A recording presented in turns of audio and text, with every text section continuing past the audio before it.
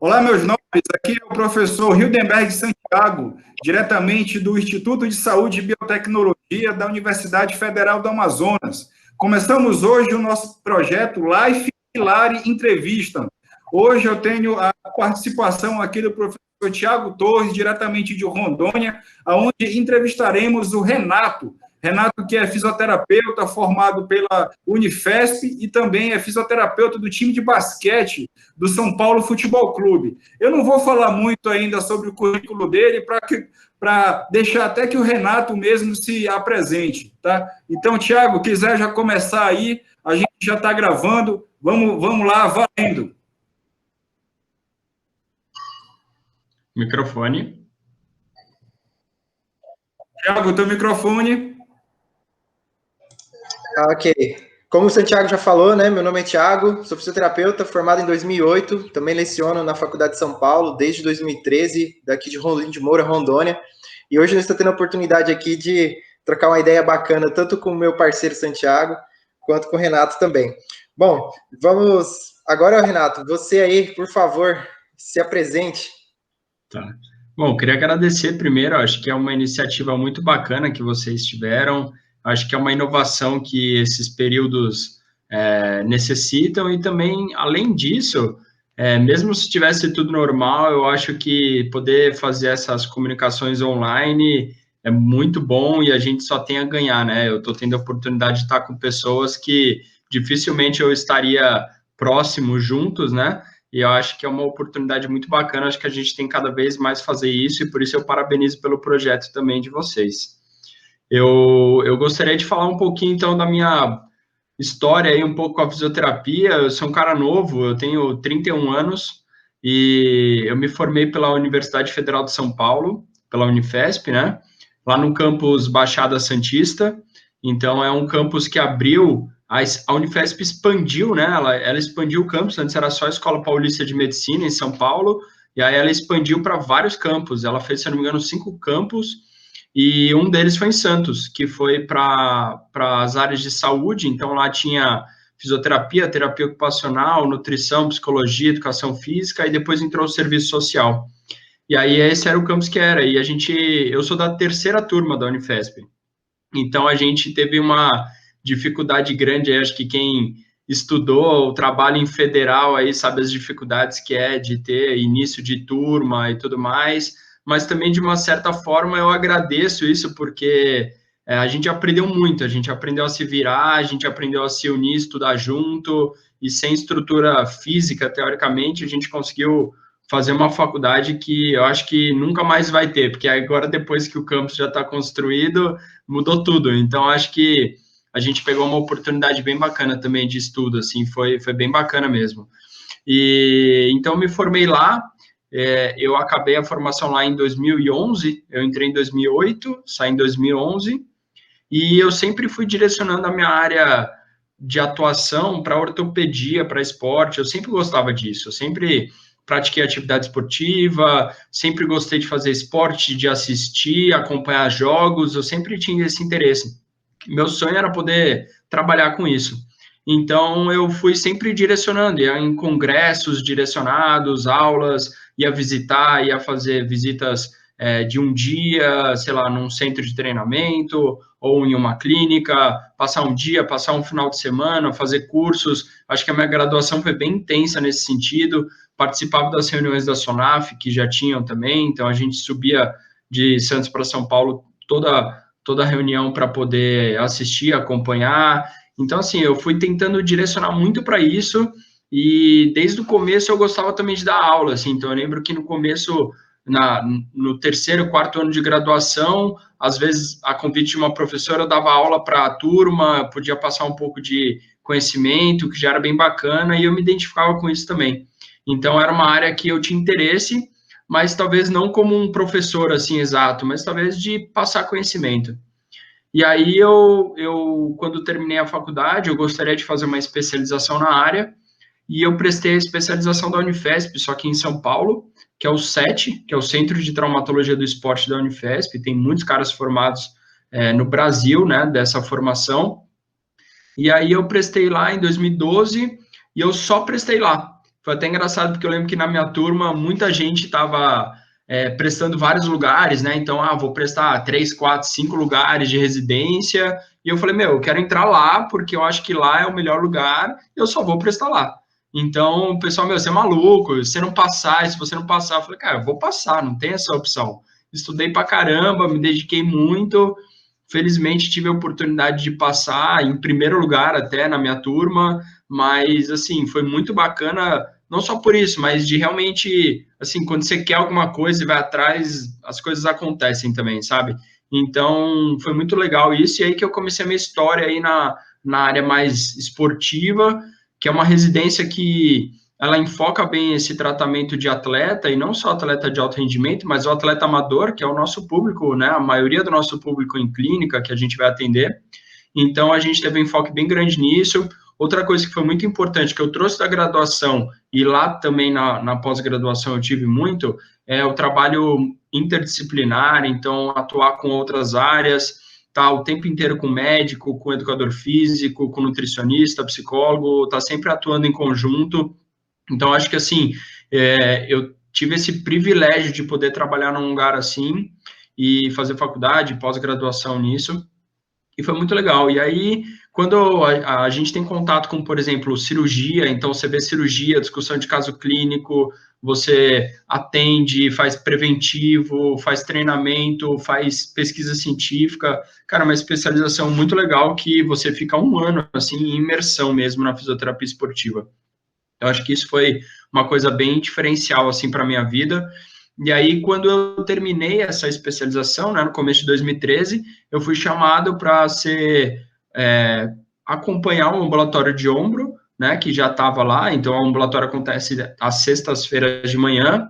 E de 2013 para hoje, né, tirando esse período de pandemia, todas as sextas-feiras de manhã eu estou lá como voluntário na Unifesp, ajudando também o ambulatório de ombro a funcionar. Então, hoje eu sou supervisor do ambulatório de ombro, aí já vai fazer uns 7 para 8 anos, e ajudando as pessoas, ajudando os novos residentes que passam lá, fazendo pesquisa, ajudando a atender os pacientes. Então, a gente organiza lá o setor, principalmente o ambulatório de ombro, junto com a parte médica, e é o que eu estou lá até hoje. E acho que uma decisão bem importante para mim foi não ter largado essa vida acadêmica e essa vida de continuar sempre estudando, porque eu via que muitos profissionais saíam dessa área e atender, e aí depois de 10 anos voltava totalmente defasado ou totalmente com dificuldades. Então, eu sempre quis aliar o meu trabalho com essa área acadêmica junto. Então, acho que eu nunca vou parar de estudar e nunca vou parar de acompanhar isso, porque para mim não é perda de tempo, e sim é um investimento em mim, e de uma certa forma é uma forma de ajudar pessoas que não conseguem, por exemplo, pagar por uma fisioterapia, que passam lá pelo SUS, e a gente consegue dar um atendimento de qualidade também. Então, assim, eu acho que não tem nem o que falar, da minha especialização foi um divisor de águas, assim, tremendo na minha vida. E aí eu comecei a trabalhar, e aí um outro ponto que eu acho importante, como a gente está falando para fisioterapeutas, eu acredito que seja o maior público, uma coisa que é importante falar que, assim, quando a gente acaba de sair da graduação, a gente tem um ímpeto, uma vontade muito grande de querer ganhar dinheiro, de querer sair, já ganhar dinheiro, montar clínica, montar negócio, só que a gente tem que ver que existe uma linha de aprendizado, uma curva, e que isso demora, tem um tempo, e não é de uma hora para outra. Além de você ter que ter confiança do paciente, você tem que ter confiança do médico, de colegas, até no seu atendimento. Eu saí da especialização, eu tinha uma base, não quer dizer que eu sabia atender tudo de qualquer jeito. Então, eu também neguei, por exemplo, oportunidades de trabalhar em clínicas que eu atendesse loucamente, full time, que eu tivesse vários pacientes por vez. Então, eu preferi não ter esse contato com esse tipo de clínica para poder justamente, se eu tivesse um paciente, pelo menos atender o paciente com calma, com tranquilidade, fazer um bom trabalho e ser recompensado por isso, e não só tocar um serviço para ganhar dinheiro. Eu sei que a condição de todo mundo às vezes não favorece isso, mas eu acho que se a gente pisar um pouco no freio e for com calma, ao longo prazo a gente vai ter um resultado muito melhor do que se a gente for querer ganhar dinheiro de uma vez. Então, eu acho que essa é uma outra questão, assim, bem importante para quem está assistindo a gente também. E aí eu fui montando as minhas coisas, então depois fui aumentando minha cartela de clientes e tudo mais, e aí tudo que eu falar, a minha vida paralela estava lá no SET, na Unifesp, na área acadêmica, então isso nunca acabou e não vai acabar. E aí, em 2013, no final do ano de 2013, eu tive a minha primeira oportunidade de trabalhar com esporte, que foi uma seleção paulista sub-17 de basquete. E aí eu tive a oportunidade de trabalhar com alguns jogadores que na época tinham 17 anos, eram totalmente desconhecidos. Por exemplo, o Jorginho, que hoje eu trabalho no São Paulo, no adulto, ele estava comigo nessa seleção em 2013. Então ele tinha 17 anos e a gente teve a oportunidade de trabalhar junto e hoje eu trabalho com ele no adulto. Então eu tive uma experiência bem bacana, a gente foi campeão brasileiro nessa época e foi bem legal. E aí eu lembro de uma frase que o técnico que trabalhou com a gente falou para mim assim, você foi picado pelo mosquitinho do basquete, agora você vai ter que trabalhar com isso, porque quem trabalha uma vez vai adorar tudo, e foi bem legal. E aí eu voltei para minha vida normal, atendendo meus pacientes, ainda com uma frequência mais baixa, e sabe aquela oportunidade, eu sempre falo isso, que você acha que nunca vai tocar seu telefone, você acha que nunca vai vir uma oportunidade.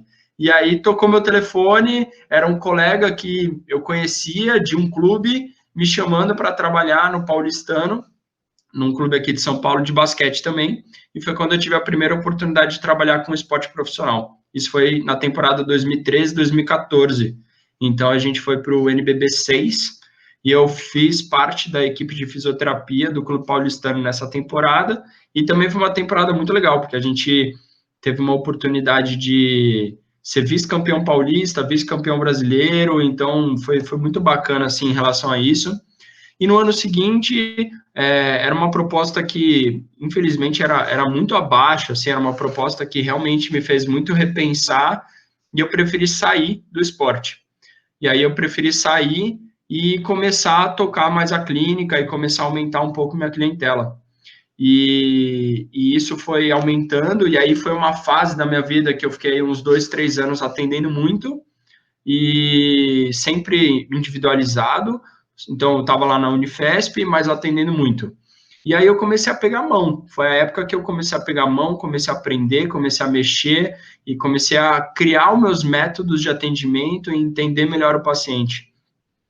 E aí depois eu tive a oportunidade de entrar no mestrado, que eu fiz primeiro um aprimoramento em pesquisa científica e depois entrar no mestrado, e o que é importante também, que durante toda essa minha trajetória, eu sempre estava presente em congressos, apresentando trabalhos, apresentando resumos, indo para congresso nacional, quando dava internacional, e sempre estava tentando fazer alguma parte acadêmica junto também, criando algumas linhas de pesquisa que eu tenho até hoje. E aí, eu fui fazer meu mestrado, entrei no mestrado em 2016, e aí em 2016 eu entrei no mestrado e fui coletar um trabalho que é bem bacana, que a gente está numa fase de finalização aí para publicação, que foi com voleibol, e a gente avaliou atletas de 13 até 40 anos de idade em relação à amplitude de movimento do ombro, e foi bem bacana, a gente teve um resultado bem legal disso. E aí, coincidentemente, cara, a vida também é meio maluca, porque depois de 4 anos que eu estava afastado do esporte profissional, eu fui convidado para trabalhar numa equipe de voleibol. Então, eu estava fazendo meu mestrado sobre isso e eu fui convidado a trabalhar numa equipe de voleibol. Eu trabalhei no Corinthians Guarulhos. Então, a gente trabalhou lá durante 2 temporadas, durante a temporada 17, 18, 18, 19. Eu tive a oportunidade de vivenciar também, trabalhar com outro esporte que eu acho maravilhoso, assim, para quem trabalha com ombro, é um esporte perfeito em relação a isso, e foi muito bacana, assim. E aí, no final de 2018, eu concluí meu mestrado, e trabalhando com vôlei, então foi muito legal, assim, foi um contato muito bom que eu tive. E depois, o time do Corinthians, infelizmente, acabou nessa época, no começo de 2019, assim, mais ou menos nessa época de 2019, que a gente está agora, e aí eu fiquei um tempo sem, eu não sabia se eu ia voltar ou não para o esporte, estava ainda uma indecisão, e aí eu já estava na clínica melhor, já estava um pouco mais estruturado, e aí eu tive o convite de trabalhar para o basquete de São Paulo. Então, aí que voltou a minha história no basquete. Então, eu fiquei fora do basquete aí durante alguns anos e agora eu estou tendo a oportunidade de voltar. Então, a gente concluiu agora a primeira temporada lá no São Paulo, que é um clube que está sendo bem bacana de trabalhar por vários motivos, assim, de jogadores, de colegas, e acho que a gente está tendo um resultado muito bom também. A gente terminou o campeonato em terceiro lugar, então foi bem bacana, assim, de poder trabalhar com isso. E espero que agora, essa próxima temporada, a gente consiga também retornar a esse esporte. Mas eu acho que, assim, contei um pouco dessa minha trajetória, tem muitos detalhes aí no meio, mas acho que de uma linha geral, o que eu acho mais importante, assim, para quem está ouvindo a gente, é não abandonar a parte acadêmica. Então, não existe, e principalmente na fisioterapia, assim, as coisas mudam muito. Então, quando eu me formei para agora já mudou, que não faz muito tempo. Imagina 20 anos atrás, sabe? Atualmente eu atendo um paciente que fez uma cirurgia de ombro, só que ele operou em 2002. Em 2002 se fazia um tipo de cirurgia, hoje se faz outro para a mesma lesão. Então, assim, é uma evolução constante e eu acho que hoje a gente está tendo a oportunidade de fazer muita coisa na fisioterapia, então acho que isso é o primordial, assim, mesmo quando eu estava nos clubes, em viagem e tudo mais, eu fazia questão de ir nos ambulatórios, acompanhar, quando não dava, ia na outra semana, nunca abandonava isso, porque eu acho que é muito bom, assim, acrescenta demais. Cara, muito bom, velho. Eu fiz o meu mestrado e o meu doutorado na Faculdade de Medicina da USP de Ribeirão Preto. Sim. E eu conheci muita gente que acabou fazendo a formação no SET também, né? Inclusive alguns contemporâneos meus lá também, e todo mundo fala exatamente isso que tu falaste do SET, que é uma imersão realmente dentro da fisioterapia esportiva, né? Tiagão, segue a pauta aí, segue as perguntas aí, cara. Beleza. Eu fiquei impressionado aí com a carreira dele. Parabéns aí por essa sua trajetória. E é graças a caras como ele, né, que fazem a fisioterapia realmente evoluir. É esse cara que a gente traz, né, as pesquisas dele para a sala de aula para discutir e fala, olha, esse cara aqui, com certeza a trajetória dele junto com as pesquisas dele tem um embasamento bacana e que vai servir aqui para vocês também abrirem os olhos, né, em relação ao processo evolucional que a ciência já promove isso e que a fisioterapia não fica para trás, né, está acompanhando junto também. Então, bom, deixa eu só complementar uma coisa que é muito importante. Eu fiz sempre questão de atender na clínica e trabalhar no esporte, por vários motivos. Por um pouco mais de estabilidade e outro também, cara, porque a clínica dá muito conhecimento para a gente. É muito diferente você atender o paciente na clínica e o atleta. Então, acho que, assim, são mundos muito diferentes e que vale muito a pena continuar. O cara que está só no esporte ou só na clínica, ele talvez esteja perdendo aí uma oportunidade, porque você aprende muito um com o outro. É uma vivência que não tem que falar. Hoje eu tenho condição de ainda fazer pesquisa, atendimento clínico e trabalhar com esporte. Para mim, assim, é um prazer imenso poder fazer isso, porque eu acho que um agrega o outro, assim, total. Muito bom. Isso eu até comento para os meninos que saem da faculdade, falo, cara, mete a cara, literalmente, vai embora, vai atender a galera lá na clínica mesmo. Talvez ali você não vai saber tudo ali de relance, assim, no mesmo horário, mas pelo menos eu garanto para você que eu apontei o caminho e apontei para os caras que já alcançaram o objetivo deles. Então não adianta vocês reclamarem dizendo que não teve essa oportunidade, que teve sim. E isso é muito bacana, ainda mais ter a oportunidade de conversar contigo, por exemplo. Mas vamos lá. Você chegou aí com os atletas de basquete, né? Como tu comentou. E você pratica algum esporte? Você joga basquete ou não? Eu adoro basquete, apesar do meu 1,72 de altura, eu adoro, assim, tanto que o basquete tem uma história curiosa na minha vida, porque foi mais ou menos quando eu decidi que eu ia fazer fisioterapia, porque eu me machuquei. Então, eu acho que muitos fisioterapeutas têm isso, né? Às vezes o cara se machuca e aí ele gosta e se interessa pela área. Então, quando eu tinha 16 anos, cara, eu tive, assim, uma coisa muito rara, que eu acho que eu nunca vi ninguém ter, que eu nunca tinha torcido meu pé na vida, e aí a minha primeira torção, eu tive uma luxação do meu tornozelo, bem feia, assim, rompeu tudo possível, todos os ligamentos laterais, mediais. Cara, quando eu vi, meu pé tava para fora do lugar, assim, terrível. E eu tive isso com 16 anos, cara. E aí eu tava meio que nessa minha transição, assim, jogava e fazia um monte de coisa.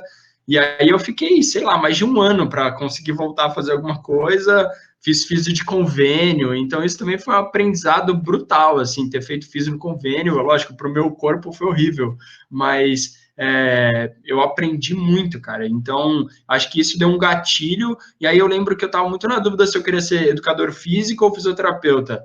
E aí eu lembro que eu conheci um fisioterapeuta que trabalha com esporte, até hoje que eu conheço ele, e ele me tratou e eu melhorei muito, assim. Eu falei, cara, mas como assim, né? Que você fez? E aí eu falei, cara, olha que legal você poder pegar uma pessoa numa condição ruim e melhorar ela, sabe? Então, acho que eu gostava disso. Eu gostava de pegar o cara que estava, sei lá, mancando e deixar ele bem. Ou essa mudança. E não só melhorar desempenho físico, né? Então, acho que eu queria alguma coisa a mais. E isso a fisioterapia me trouxe também. Então, acho que de uma forma ou outra, eu ter me machucado me abriu a imagem para isso. Eu acredito Renato, mesmo que... uma das coisas... Fala aí, Tiagão. Deu uma travada aqui. Eu acredito que realmente a fisioterapia tem sempre a ver com a nossa história também, né? Eu particularmente sou do teu time, eu gosto da traumatologia especificamente. Uhum. E eu fui estudar fisioterapia porque meu pai teve uma fratura de cólis, olha só. E o médico fez a cirurgia, colocou os fixadores e tal. Ele falou assim, olha, eu fiz 30%, 70% agora com fisioterapeuta. Eu falei, cara, eu quero ser esse cara aí, esse cara que resolve essa parada. Como assim o cirurgião falou que agora é 70% com fisioterapeuta? Aí eu falei, não, eu vou seguir esse caminho porque esses caras são bons. E aí hoje estou aqui. E que bom escutar isso de você. O Santiago também, né, compartilha a mesma história, né? Eu tenho uma história muito ligada à fisioterapia. Eu fui paciente de fisioterapia por 6 anos da minha vida. Eu sofri um atropelamento aos 12 anos e na época eu sou bem mais velho do que vocês, eu tenho 42 anos, né? Isso aconteceu há 29 anos atrás, né? Então, na época, assim, mal se falava de fisioterapia aqui no país e os médicos até desacreditavam que eu ia voltar a andar. Graças à fisioterapia, hoje, eu até brinco, eu só não jogo futebol porque eu sou ruim. É uma falta de habilidade, mas perna para isso hoje eu tenho. Sabe? Cara, e falando muito aí, Renato, eu falo muito com os alunos que um dos pilares da fisioterapia esportiva é você conhecer o atleta e conhecer o esporte que você quer trabalhar, né? Então, assim, eu pergunto, o que é necessário de fisioterapeuta para ele entrar na fisioterapia, principalmente na reabilitação de basquete? O que tu teve que aprender, o que tu teve que moldar no teu conhecimento de fisioterapia para tratar desse atleta específico? Sim. Cara, eu acho que, e aí complementa muito o que eu ia dizer, tipo assim, além de eu gostar do esporte, você tem que conhecer o esporte, né? Porque é muito diferente, regras, é muito diferente a dinâmica. Se você conhecer o esporte e tiver um pouco de conhecimento de anatomia biomecânica, fisiopatologia, você vai entender a maioria das lesões, você não precisa nem necessariamente estudar, é quase que intuitivo, se você vê um jogo. Então, assim, ver jogo, eu gosto de praticar, então eu vou jogando, eu jogo pelo menos uma vez por semana aqui em São Paulo, e até fico tirando sarro dos jogadores, falo que sou melhor, para tirar sarro com eles, até uma forma de brincar, assim. Então, acho que, por exemplo, imagina, eu vou dar aula de cozinha e eu não sei cozinhar. Pô, eu vou tratar o meu atleta de basquete e eu não sei jogar. Não é que eu preciso ser o melhor jogador, eu posso ser ruim, mas pelo menos eu vou entender que, por exemplo, o cara tem que correr bastante na quadra, que é totalmente de um jogo de vôlei totalmente diferente. Pô, quando eu trabalhava no vôlei, eu fui sacar uma bola viagem, cara, é difícil pra caramba. Ou, por exemplo, você arremessar uma bola de 3 no basquete quando você tá cansado. E aí eu comecei a perceber a grande influência que você tem da perna para o arremesso. Então, assim, na verdade, arremesso é perna, não é braço. Todo mundo acha que é no braço. Então, se você não faz o esporte, você não sente um contato forte, entende o que é, mudança de direção brusca, parada brusca. Cara, você tem tanta coisa, lesão de dedo, lesão de punho, queda. Meu, tem um monte de coisa para você ver que é só jogando para você saber. Mas, como eu disse, não é para você ser o profissional, mas pelo menos o conhecimento do esporte e até saber, por exemplo, se a gente for voltar, então antes de falar de basquete, falar de fisioterapia, se eu vou prescrever um exercício para o meu paciente, como que eu vou prescrever um exercício para ele se eu não sei qual que é o efeito desse exercício no corpo? Se, por exemplo, eu vou prescrever um stiff, cara, um stiff eu fico 3 dias com dor muscular. Então, é uma coisa que se eu não souber como fazer e não saber aonde que eu estou trabalhando, não adianta eu prescrever. Então, acho que se o fisioterapeuta quer trabalhar com basquete, a primeira coisa é conhecer, assistir jogo na televisão e, se puder, vá pessoalmente assistir o jogo, porque é outra atmosfera. Você vai ver várias outras questões envolvidas, e aí muito mais, uma coisa que eu acho muito interessante trabalhar com esporte são questões psicológicas envolvidas, então você não precisa ser só fisioterapeuta, você precisa ser quase que um terapeuta ali no meio, porque, na verdade, o esporte... e na vida também, acho que a gente gerencia pessoas. Então, eu estou, na verdade, gerenciando esse atleta de acordo com como ele está. Então, tem que saber o momento certo de perguntar, o momento certo de ficar quieto, o momento certo de respeitar a hierarquia em relação a técnico, em relação a supervisor. Cara, tem tanta coisa que você tem que entender no meio que eu acho muito bacana, assim. E tem uma frase que o Felipe Tadiello fala, que é um cara... referência na nossa área aí de fisioterapia esportiva que acho que mudou minha vida quando eu vi isso, é que quando você vai trabalhar com esporte de alto rendimento, os atletas que fazem o espetáculo, não é o fisioterapeuta. Então, o fisioterapeuta tá lá, ele é um convidado que entrou quase que de bicão ali, só para poder auxiliar se alguma coisa acontecer. Mas o evento é deles, a luz está para eles. Se o fisioterapeuta está aparecendo muito, alguma coisa está acontecendo. Então, acho que a gente tem que tentar muito mais entender o nosso papel dentro do esporte, porque a nossa vontade, a primeira vontade é de ser super legal, né? Nossa, eu estou trabalhando com esporte, vou trabalhar com esporte, só que calma, fica tranquilo, porque não é assim, entendeu? A gente tem que se colocar no papel profissional, eu estou prestando um serviço profissional para uma equipe. Se é o Ronaldinho Gaúcho ou se é o cara que eu não conheço, não interessa, eles são atletas iguais. Então, no basquete, eu tenho que tratar o cara igual, da mesma forma e com respeito e profissionalismo. Então, acho que essas questões éticas, quando a gente vai trabalhar com esporte, elas talvez sejam mais importantes do que questões técnicas. Então, por exemplo, isso eu acho que é o que eu mais aprendi na minha carreira esportiva, que não adianta você pode ser o melhor fisioterapeuta do mundo, conhecer todas as técnicas, ser o cara mais ferrado em tudo, ter todo o conhecimento, se você não souber trabalhar em equipe, lidar com pessoas, engolir sapo, estar em situações difíceis e saber tomar uma decisão correta, não adianta nada seu conhecimento. Então, você vê que tem muitas pessoas que às vezes falam, pô, mas como que aquele cara tá lá naquela equipe? Não é pelo conhecimento técnico dele necessariamente, é pelo ser humano que ele é e pelo fisioterapeuta que ele é, não necessariamente pela técnica que ele aplica. Então, acho que isso é a coisa mais importante que a gente vê no esporte. Assim, acho que esse é o aprendizado que eu mais tive, de que o conhecimento é importante, ele vai te dar diferenciais, mas o que vai mudar, se você vai ser um cara de sucesso ou não, vai ser como você vai lidar com pessoas. Eu fico até feliz de ouvir alguém que pensa da mesma forma. Genial, eu estou impressionado mesmo. Empolga, né? Empolga a nossa profissão, empolga a gente continuar. Bom, eu estou curioso, eu acredito que muita gente também está curiosa de saber como é o seu dia a dia. Conta pra gente o dia a dia um pouquinho de como é a sua atuação lá no time de basquete do São Paulo. Então, assim, também isso é uma coisa que é bem legal de falar, porque, por exemplo, tem muita gente que fala, pô, posso conhecer. E, cara, todo mundo pensa em conhecer porque é legal estar na quadra. Então, estar na quadra é muito legal. Pô, você tá lá, você tá tendo o privilégio de estar lá, você tá vendo caras que, sei lá, eu via na televisão, ou que eu sempre admirei e hoje eu tô trabalhando. Então, isso é uma coisa muito legal. Só que não é essa a atuação do fisioterapeuta. É isso que eu quero mostrar, que a atuação do fisioterapeuta é lá no bastidor, cara. Então, assim, você tem a atuação dentro de quadra, por exemplo, mas a atuação dentro de quadra ela é mínima. Ela é no caso de uma emergência. E, por exemplo, vamos dizer que o cara quebrou o dedo. Eu vou fazer o quê? Eu vou colocar uma bandagem e ele vai voltar a jogar? Não. Eu vou tirar ele da quadra, vou levar ele para um ambulatório ou vou encaminhar ele para um hospital. Então, assim, a minha atuação ali é muito mais como um gerente de saúde do que como um cara que vai atuar diretamente. A minha atuação é no bastidor.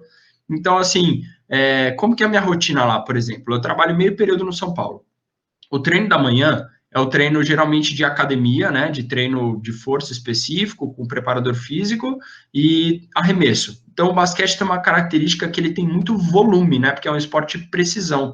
Então, eles precisam treinar muito volume. Então, assim, cada treino o cara arremessa 300, 400 bolas. É muita coisa. Então, isso no treino da manhã e no treino da tarde. Então, é um volume muito grande de saltos e de arremessos. E aí, na manhã, eles fazem, por exemplo, academia e depois vão arremessar. Então, é um treino que não tem uma demanda tão grande de estar presente nesse quesito. É lógico que o ideal seria esse, de estar presente o tempo inteiro, mas não tem essa demanda tanto. Então, o que eu faço?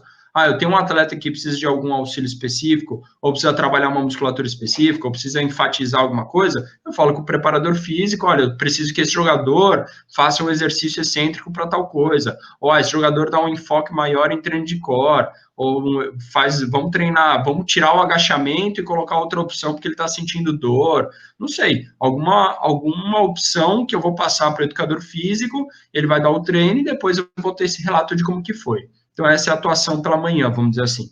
Aí, por exemplo, cada clube tem uma rotina. Lá no clube, a gente tinha uma rotina de treino às 5 horas da tarde. Então, o treino começava às 5 horas.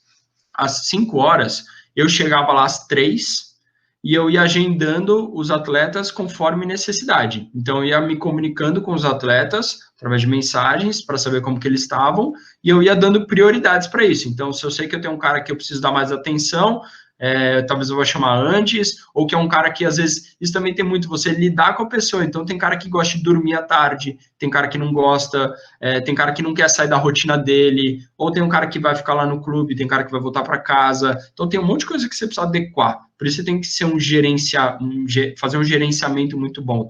Então, você vai adequando, esse cara precisa dar muita atenção, então eu vou reservar, sei lá, 1 hora só com ele.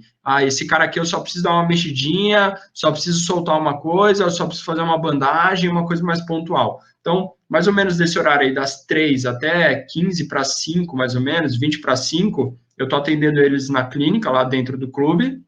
Então, lá é o atendimento como se fosse uma clínica, não muda nada.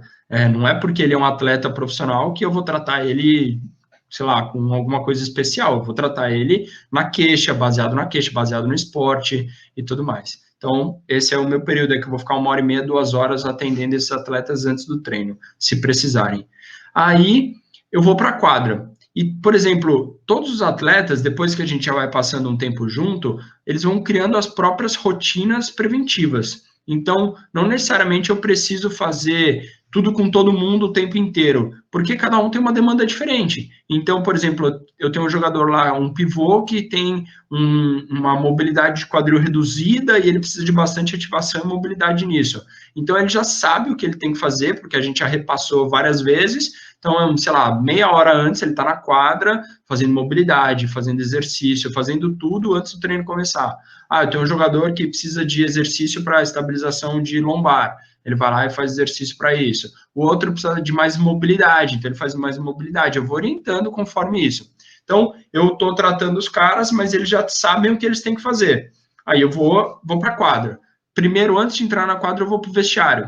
Vou no vestiário, e aí a hora que, às vezes, por isso que eu falo que, às vezes, você não precisa ser o conhecimento técnico, porque a hora que você vai conversar com o cara, a hora que ele está se trocando e ele vai te contar alguma coisa, ele vai contar se ele está cansado, se ele está com alguma dor, se o treino da manhã foi muito puxado ou não foi, se ele sentiu algum desconforto, se ele está se sentindo bem, se ele brigou com a esposa, se ele está mal com o filho. Cara, são várias questões que fogem, teoricamente, da fisioterapia, mas são de extrema importância para eu saber como que esse atleta vai estar. E até para passar, se necessário, alguma coisa dessas para a comissão técnica em relação ao treino dele. Então, é a parte que eu estou ali no vestiário, vou fazer uma bandagem, vou fazer uma botinha, vou fazer alguma coisa antes deles entrarem no treino. Eu vou chegar no treino ali 10 minutos antes na quadra, e aí na quadra a gente tem a nossa rotina de aquecimento. E a rotina de aquecimento é feita por mim e pelo preparador físico. Então a gente separou aí 15 minutos, mais ou menos, dá 15, quase 20 minutos, que a gente faz de aquecimento com eles. Então, todos os dias, por exemplo, a gente está lidando com um esporte que são caras muito altos e pesados, né? Então, eu estou lidando com um cara de 1,90 m, 2 metros, 2,10 m. A gente tem um jogador lá no clube com 2,14 m. Então, assim, é coisa... e cara pesado. Então, não adianta nada ele ser muito forte se ele não tem mobilidade. Então, o ganho de mobilidade, principalmente mobilidade ativa no esporte, eu acho essencial. Então, a gente sempre começa com uma rotina de pelo menos aí uns 6 ou 8 minutos de mobilidade ativa, e isso inclui tudo. Inclui mobilidade de tornozelo, de joelho, de quadril, coluna, ombro, torácica, alguns exercícios de ativação, exercícios de equilíbrio, tudo coisa rápida, mas um em sequência da outra, e nesse aquecimento primário, ele já vai estar aquecido com o corpo dele, e a gente fala que, assim, a escolha dos exercícios não necessariamente ela é a ideal. Então, não preciso necessariamente passar um exercício específico que eu quero. O fato dele estar... Então, imagina assim, a rotina. Atleta é rotina para tudo. Então, o fato de 10 minutos antes do treino, ele sentar, fazer os preventivos dele. Começou o treino, eu deixo o colchonete dele separado, rolinho separado, todo mundo vai fazer tudo. Então, o cara tem a rotina dele de senta no chão, começa a fazer mobilidade. Ele começa a ligar a chavinha dele de que o corpo dele tem que entrar naquele ritmo do treino que ele precisa. Então, ele começa mobilidade, exercício, ativação, aí a gente passa para o educador físico, que começa a fazer exercícios educativos de corrida, aceleração, desaceleração, tudo para preparar esses atletas. Então, o nosso intuito do aquecimento é a gente fazer com que entregar os jogadores para o técnico pronto para ele começar a atividade específica do basquete. Então, esse é a primeira parte de atuação dentro da quadra. O aquecimento deles e principalmente começar a fazer a cabeça deles entrar no movimento de vou treinar, do corpo dele ativar um pouco e estar preparado para a tarefa que ele vai fazer. Esse é o primeiro intuito. E aí, durante o treino, a gente vai observar o treino, né? Então, eu vou ficar ali ao lado da quadra, observando o treino. Alguns momentos você vai conversar com o técnico ou com o educador físico, alguma coisa em relação a se algum jogador precisa de algum repouso ou não. Então, por exemplo, tô com aquele jogador, ele está muito cansado, acho que vale a pena tirar ele um pouco antes do treino, ou tal jogador é melhor fazer só a parte inicial, e aí quando ele começar o coletivo a gente tira, ou situações assim, e aí o técnico vai se adaptando também em relação a isso. Tá? Isso é o ideal, lógico que às vezes não dá, por situações de campeonato, de jogo, mas isso, e aí eu vou estar ao lado da quadra. E aí, ao lado da quadra, é novamente aquela parte que eu vou observar o atleta, conhecer o atleta, eu vou saber se ele está correndo, se ele não está, se ele está dando migué, se ele está com dor, se ele não está conseguindo fazer. E aí, por exemplo, dá um intervalo do treino, ele vai beber uma água. Pô, e aí, tá tudo bem? Você está se sentindo bem? O que tá? E aí, nessas mini conversas, o cara vai te contando, ele vai tendo confiança em você. E ele vai começando a te falar, putz, cara, não tô me sentindo legal, tá pegando ali nas minhas costas, meu ombro tá incomodando, meu pé tá não sei o quê, ou a botinha tá apertada, sei lá, qualquer coisa. E aí a gente vai conversando em relação a isso. E vai vendo. E aí eu já vou, durante o treino, mapeando quem que eu vou precisar atender pós-treino. Então, durante o treino, eu vou observando quem está mais cansado, quem não está, se o volume do treino foi muito alto, ou se foi um treino curto, só que muito intenso, e aí eu vou tentando ver isso. A gente tem muita diferença também em relação a fases do campeonato, né? Então, quando você está numa fase de treinamento só, os jogadores estão com volume muito alto, geralmente precisam relatar muito cansaço, e aí a gente tem, por exemplo, perto de jogos importantes, que os caras vão estar na pilha de querer fazer um treino muito bom, e eles talvez vão se queixar um pouco menos. Ou, por exemplo, é engraçado isso, mas quando eles estão muito cansados, assim, de saco cheio, acaba o treino e eles querem ir embora. E tem vezes que os caras querem ficar 2 horas pós-treino ali conversando. Então, é muito relativo, isso depende de vários fatores do campeonato, do time, da equipe, de como foi o treino. Tem jogador que gosta de ficar arremessando meia hora depois do treino, fica arremessando. Tem cara que gosta de acabar o treino e ir embora. Então, tem várias medidas dessas. Então, A minha importância no treino é ver o jogador, conhecer melhor o gesto dele, saber se ele está com dor, fadiga ou algum critério que eu preciso tirar ele. Alguma situação de emergência que pode acontecer, então a gente teve já várias vezes, por exemplo, bateu a cabeça, abriu um corte, bateu uma bola no olho, ficou roxo, precisou fazer uma compressa, ou teve uma lesão no dedo, torceu o pé, tive que tirar alguma emergência que acontece, que eu tenho que estar presente, e isso a gente está falando do ortopédico, eu também tenho que ter o conhecimento de primeiros socorros. Então, se o atleta, sei lá, sofreu uma parada cardíaca, ou se ele tiver algum outro problema mais importante, eu tenho que estar capacitado para isso também. Então, isso é importante de falar. E essa é a atuação, então, durante o treino. Quando acaba o treino, a gente vai para o vestiário, e aí no vestiário tem uma maca, e aí a gente vai selecionar. Por exemplo, eu tenho um atleta que gosta de fazer gelo pós-treino, eu tenho um atleta que não gosta de fazer baldão, porque é muito gelado, eu tenho atleta que gosta de fazer uma soltura, tem atleta que gosta de alongar, tem atleta que não quer olhar na minha cara e quer ir embora. Então, tem todas essas variações. E aí eu vou tendo que conhecer. Então, eu entro lá, dá para saber quem que é o cara que está dando um miguezinho que só quer alguma coisa ou o cara que realmente está com problema. Então, os próprios atletas vêm falar com você e você vai tendo essa intimidade com eles. Então, acho que isso é bem bacana. Aí, por exemplo, de baldão ou gelo ou alguma relação de recovery, assim, a gente tenta planejar de 2 a 3 vezes por semana, depende da semana de treinos, depende de jogos, então depende de muitas questões, mas é muito difícil eu ter um time que todo mundo vai querer fazer, por exemplo. Sempre tem alguém que não gosta, que não quer, que quer ir embora mais rápido, então sempre tem essa questão. Então, eu acho que essa é a atuação do dia a dia, esse é meu dia a dia. E aí, se a gente for falar em dia de jogo, aí a rotina muda completamente. Porque dia de jogo, a gente tem uma rotina de chegar no vestiário quase 2 horas antes. Então, por exemplo, o jogo geralmente é à noite, é 8 horas da noite. Então, a apresentação no vestiário é às 6. Só que a apresentação no vestiário é às 6 para ir para a quadra. Então, se eu precisar atender alguém, eu tenho que marcar antes disso. Então, o fisioterapeuta geralmente é o primeiro a chegar e o último a sair. Então, é o cara que mais vai trabalhar, é o cara que vai ter uma demanda muito grande, tanto em jogos em casa e muito mais em jogos fora de casa, porque aí você vai estar no hotel com o cara 24 horas por dia, então você vai trabalhar muito.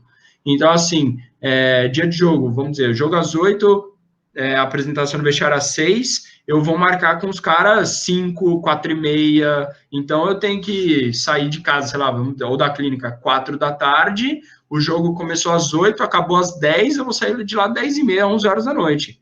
Então, assim, é uma rotina que te ocupa muito tempo também. Não necessariamente de atuação direta, mas é uma rotina que, sei lá, em um dia eu vou ficar 7 horas disponíveis, 6 horas disponíveis, é bastante coisa. Isso só para equipe, né? E então, a rotina de jogo, aí, quem precisa de atendimento antes, mesma rotina. Aí, no vestiário específico, já é um clima totalmente diferente, que é um clima um pouco mais sério, um clima um pouco mais direcionado para o jogo, e aí as minhas atuações são pontuais. Quem precisa de botinha, já deixo o esparadrapo cortado, já deixo tudo feito para fazer, se alguém precisa de alguma bandagem, se alguém precisa de alguma coisa, e vamos embora para o jogo. Aí, no jogo, eu, como fisioterapeuta, atuo muito pouco, porque, na verdade, é o que eu falei, o espetáculo é deles.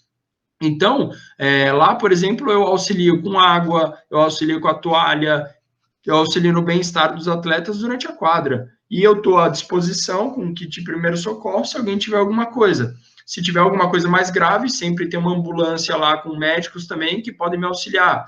Então, a gente está muito mais de espectador e, entre aspas, torcedor também no meio disso, mas eu acho que a atuação, por isso que, assim, eu falei, sei lá, 10 minutos disso, eu te falo em 30 segundos como é a atuação no jogo, que teoricamente é a parte mais legal do negócio. Então, no jogo, que é o que a gente vê na televisão, que é o que a gente fala, nossa, o cara trabalha com esporte, a atuação é 30 segundos. Agora, a atuação muito maior é bastidor, que isso que eu acho que é o mais importante para o fisioterapeuta que quer trabalhar com basquete, com esporte, né? Que ele tem que ter uma noção de que a atuação dele na quadra específico é limitada. E aí tem uma coisa específica do basquete, que quem for trabalhar com basquete, por exemplo, se o jogador tem uma lesão, vamos dizer que o jogador torceu o pé, isso já aconteceu no jogo, tá? Então ele estava durante a partida, torceu o pé, estava gritando lá no chão, botando a mão no pé, eu tenho que ficar quieto, não posso fazer nada. Porque se eu entrar na quadra, esse jogador é obrigado a ser substituído e eu posso prejudicar minha equipe. Então, eu tenho que ficar quieto, olho para o técnico, espero, aguardo, olho para o jogador, porque se o jogador estiver lá sangrando não, mas se ele estiver com muita dor e quiser ficar na quadra e o técnico quiser que ele fique, eu não posso entrar, eu não posso fazer nada. Então, eu tenho que ficar na minha. Então, eu só posso atender se ele sair de quadra. Se ele sair de quadra, ele é obrigado a ser substituído. Então, isso é uma coisa que, se eu for ansioso em entrar na quadra, ele é obrigado a ser substituído e eu posso prejudicar minha equipe. Então, tem várias questões envolvidas nisso também. Então, aconteceu algum problema, olha para o técnico, vê o que ele quer, olha para o jogador geralmente já olha para você, e você vai saber se aconteceu alguma coisa mais grave ou não. Tanto que teve um jogo que eu tive um jogador que teve uma batida no dente, e o dente dele foi para trás, só que ele estava do outro lado da quadra. E aí ele caiu, ficou assim, eu não sabia se entrava, não entrava. Aí ele, porra, você não entrou? Eu falei, cara, eu não sabia. Ele, mas você não me viu? Eu falei, tava longe, tinha um monte de gente na frente, então essa relação é diferente. E aí eu sempre uso o vôlei como um contraponto, porque no vôlei, quando a bola caiu no chão, o cara caiu, se machucou, o jogo para. O jogo parando, você pode entrar imediatamente, pode até atender ele no meio da quadra. Então, é totalmente diferente o esporte. Acho que aí o conhecimento do esporte também é essencial. Renato, tu falaste muito da tua relação com os atletas aí. Quantos atletas de basquete, especificamente no time do São Paulo, tu tens na tua mão? E tu és o único fisioterapeuta ou tem uma equipe de fisioterapia? Só tu que atua ou tu acaba coordenando outros, trabalhando com outros também? Tá. Nessa temporada a gente teve 13 atletas, 13. Então, a gente tem aí mais ou menos uns 2 ou 3 que são atletas mais jovens e o resto são atletas um pouco já mais experientes, mais decisivos, assim. Lá no São Paulo a gente não tem a categoria de base menor, né? Então, isso quando alguns times têm, dá para completar, tem essa questão, mas geralmente vai ser em torno disso, 13, 15, com completar a categoria de base, não vai mudar muito disso. Eu diria que, infelizmente, eu sou o único profissional, porque eu gostaria muito de ter outro fisioterapeuta trabalhando comigo lá, mas isso também não é questão só minha, aí é diretoria, investimento e tudo mais, e é o que a gente tenta mostrar a importância da fisioterapia para que eu tenha uma equipe de fisioterapia melhor, e não só uma equipe, como estrutura para poder trabalhar. Então, eu já trabalhei em clubes que tinha 2 fisioterapeutas, que, por exemplo, um ficava de manhã, um ficava à tarde, revezava viagem, revezava treino, putz, era uma maravilha, porque a gente conseguia englobar muito mais, a gente conseguia fazer muito mais pelo atleta. Então, acho que, assim, ou você tem um para cada turno, ou você tem um full-time. Eu acho que essa é a minha ideia, de ter um cara full-time, mas aí full-time acaba que o clube não vai querer investir, eu tenho algumas dificuldades em relação a isso também, tá? Mas eu acho que, assim, eu gostaria muito, e aí você tocou num ponto que, cara, eu posso até me queimar falando isso, mas é a minha opinião, e eu como fisioterapeuta, eu penso dessa forma. Eu sou muito contra o clube, por exemplo, pegar fisioterapeutas estagiários para cumprir uma grade de fisioterapia de um clube. Então, eu sou contra isso. Por exemplo, o clube, o Renato está lá como fisioterapeuta, eu tenho mais 2 estagiários que vão ajudar ele. Pô, eu acho errado, porque assim, eu posso ter um fisioterapeuta estagiário, um estagiário me ajudando, auxiliando, ou pelo menos ensinando para ele, então ele está tendo a vivência no esporte, porém, eu não posso deixar de ter um fisioterapeuta para ter um estagiário. Eu acho que isso está errado e eu não concordo com esse tipo de ação. Então, por exemplo, se o clube quiser colocar um estagiário, eu acho que eu vou ser o primeiro a ser... Assim, se ele quiser colocar um estagiário para me acompanhar, eu não vejo problema nenhum. Agora, se quiser colocar um estagiário para cumprir funções que, teoricamente, um fisioterapeuta que teria que cumprir, aí eu não concordo. Eu acho que a gente tem que valorizar a nossa profissão em relação a isso. Tá? Então, acho que tem que ter estágio observacional, estágio obrigatório, sem problema nenhum, mas, cara, por que não vai contratar outro fisioterapeuta? Pela importância que a gente tem, os atletas precisam, gostam, o esporte necessita, então eu brigo para que a gente tenha fisioterapeuta em todos os clubes, que a gente consiga ser bem remunerado. É lógico que eu não vou pensar, pô, eu vou receber a mesma coisa que o Neymar. Não, não é isso. Mas que eu vou ser remunerado de acordo com a minha profissão, eu vou ser remunerado bem, se todo mundo vai bem, eu também vou bem, então tem que ser valorizado. Acho que a gente é um profissional como qualquer outro no clube e também quer ser valorizado. Então, eu penso nisso, e essa relação de estágio aí também eu acho que a gente tem que ter um pouco mais de cuidado como fisioterapeuta para fazer isso, que tem uma cultura muito grande no esporte de trabalhar com estagiário para cobrir horários de fisioterapia, tá? Para não precisar pagar. Então, para não pagar, coloca o cara que está formado e isso fica por si mesmo. Eu discordo e acho ruim. E aí, outro tabu que a gente tem no esporte, que eu acho muito interessante falar, é de mulher. Então, a gente não tem mulher no esporte masculino. É muito difícil. Hoje, o basquete feminino, a gente tem mulheres trabalhando, a comissão da fisioterapia são só mulheres, isso eu acho muito legal do basquete. Agora, no masculino, não tem, cara. Não tem, eu vejo uma dificuldade muito grande da mulher se inserir no esporte de alto rendimento, e eu acho que cada vez mais a gente tem que brigar para isso também.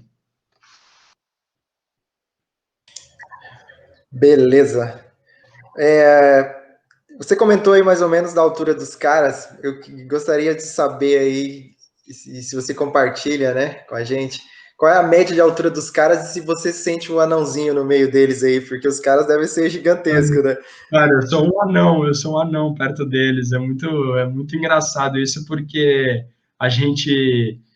é até engraçado, sei lá, você olha pro cara, eu fico com dor no pescoço, né? Porque eu fico atendendo assim o dia inteiro e às vezes eu falo, meu, senta pra gente poder conversar na mesma altura, entendeu? Então acho que isso tem bastante. Eu sempre fui um cara tem uma idade, uma altura aí intermediária, e aí o problema é que meu cabelo já não tá muito bom, e aí se eu tô tratando um cara alto, ele tá olhando de cima, e aí ele vê que a minha careca não tá muito boa aqui, então ele vai ficar comentando isso sempre, né? Quando você atende o cara da tua altura, ele não enxerga direito, né? Então isso acaba sendo um problema para mim lá no esporte. Mas, cara, eu acho que assim, é difícil, não é tão fácil assim você atender um cara grande. Eu vou te falar que cara grande, às vezes eles gostam de maca alta, e maca alta pra gente é horrível, porque aí eu não consigo fazer nada, então é difícil, eles são pesados. Cara, eu tô falando de cara que pesa 120, 130 quilos, eu peso 65, então, tipo, o cara é o dobro do que eu peso.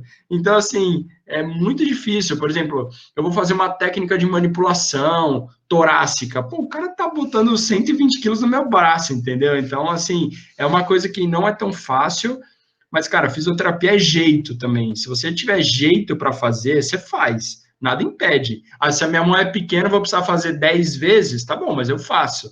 Então, acho que, assim, a altura, ela não te limita, ela te dificulta, talvez, em relação a algumas técnicas, mas não te impede de jeito nenhum. Sendo homem, sendo mulher, baixo ou alto, acho que não tem muito esse problema, tá? Eu acho que é bem tranquilo em relação a isso, e eu me sinto um menino perto deles, assim, um minhãozinho, assim. Eles me chamam de frango, me chamam de qualquer coisa assim, porque realmente, assim, às vezes eu chego para eles e falo, nossa, tô morrendo de dor muscular, que eu fui na academia. Eles, meu, olha para você, cara, você pesa o que a minha esposa pesa, meu filho de 9 anos tem a tua altura, sabe, assim?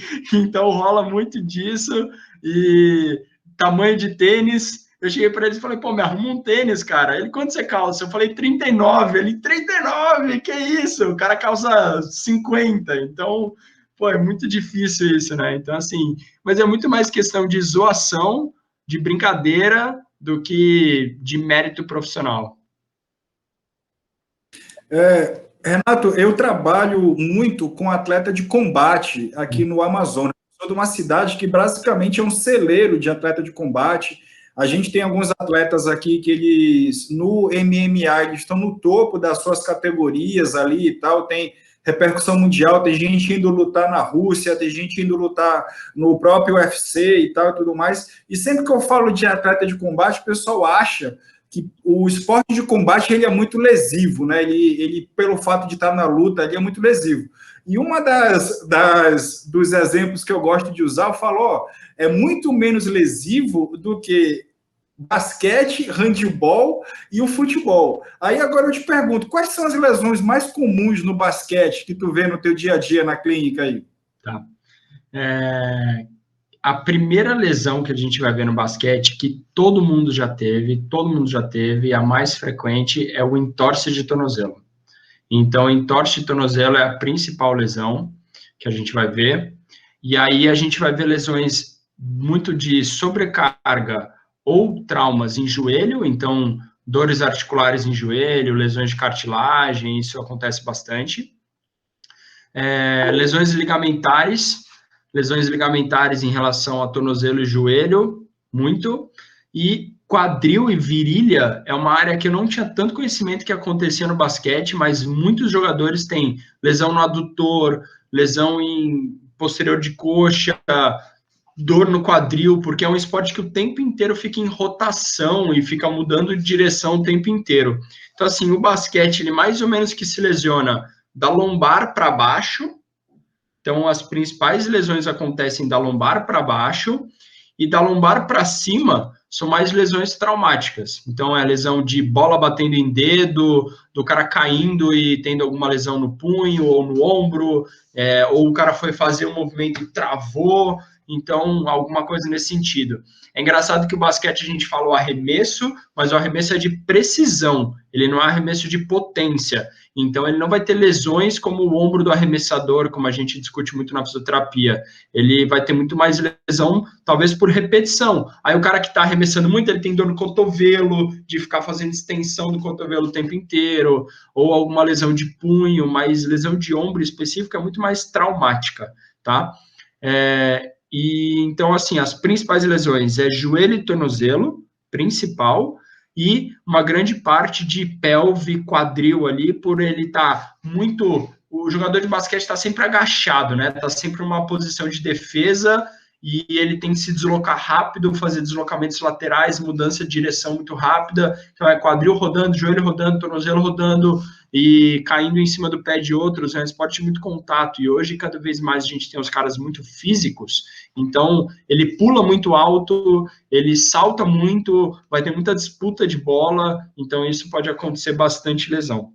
E aí, uma coisa que é interessante de falar de lesão, que eu até comentei ontem numa reunião que eu estava, que assim, a lesão, ela muda totalmente o sucesso da equipe e do fisioterapeuta no esporte. Então, o fisioterapeuta teve sucesso, a equipe teve sucesso, sem dúvida nenhuma, foi pelo número de lesões. A equipe que consegue se manter com baixo índice de lesões e que essas lesões não são tão graves. Eu tive entorse leve, tive uma lesão muscular leve, tive uma dor lombar, ele bateu, teve um edema. Ok, isso tudo se maneja. Agora, o cara rompeu o cruzado, teve lesão de articular, uma lesão de cartilagem, teve uma lesão grande, aí vai perder muito tempo, aí a equipe fica defasada. Então, eu falei, por exemplo, são 13 atletas, só que o time vai jogar mais ou menos com 8, 9 jogadores, que são os principais. Se você tem 2 ou 3 que se lesionaram gravemente, você mudou todo o formato da equipe.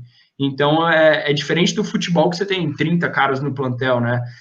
Você tem jogadores muito mais específicos para as posições. Então, as lesões, elas influenciam muito. Então, sem dúvida nenhuma, o sucesso do fisioterapeuta e da equipe está totalmente atrelado ao número de lesões que a equipe teve e à gravidade delas. Muito bom. Existe algum tipo de classificação ou característica para a lesão desses atletas?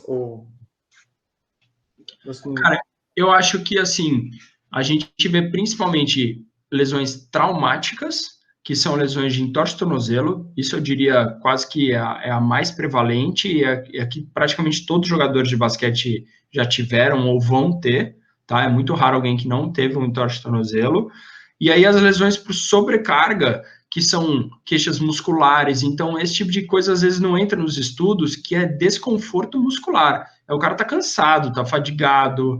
Então, isso é uma queixa muito importante do dia a dia, que às vezes a gente não vai ver na literatura, que é o cara relatar cansaço, relatar fadiga, relatar exaustão. Então, isso tem bastante, tá? Cãibra, sei lá, coisas desse tipo, assim. Então, eu classificaria como lesões traumáticas, principalmente em torce de tornozelo, joelho, e lesões por sobrecarga articular e muscular. Articular, eu falaria de dores lombares, dor pélvica e quadril e joelho. E aí, lesões musculares, principalmente panturrilha e lesões de virilha, adutor, posterior de coxa, que são bastante movimentos de aceleração, desaceleração, mudança de direção, que pode ter essas lesões. Renato, essas lesões aí, cara, elas acontecem com mais frequência durante os jogos ou é por conta da carga dos treinos, é por conta da frequência dos treinos? As lesões esportivas, elas na maioria acontecem durante o treinamento do que durante o jogo. O jogo, você vai ter lesões com uma intensidade maior. Então, você vai ver muito mais fratura, luxação, esse tipo de coisa você vai ver no jogo, porque a intensidade é muito maior e às vezes não dá muito para você controlar. No treino, essas lesões elas não acontecem tanto porque no treino você poupa, né? Você não vai querer ferrar o teu atleta porque ele é da tua equipe. Então, acaba que tem ali uma diminuição um pouco na intensidade. Agora, essas lesões de treino, a gente vê muito que é sobrecarga. E aí, uma coisa interessante de se falar disso, por exemplo, se a gente for comparar com a NBA, que é o melhor do basquete no mundo, a NBA ela joga 82 jogos de temporada regular, mais o playoff. Então, a equipe que é campeã, ela joga mais de 100 jogos. E aqui no Brasil, se o cara for campeão de tudo, ele vai jogar 50, 60 jogos. É um número muito menor. Só que por que aqui a gente vê tanta lesão quanto lá? Porque lá eles treinam muito menos. Porque como o cara tem uma sequência de jogo muito grande, ele joga na segunda, na quarta e no sábado.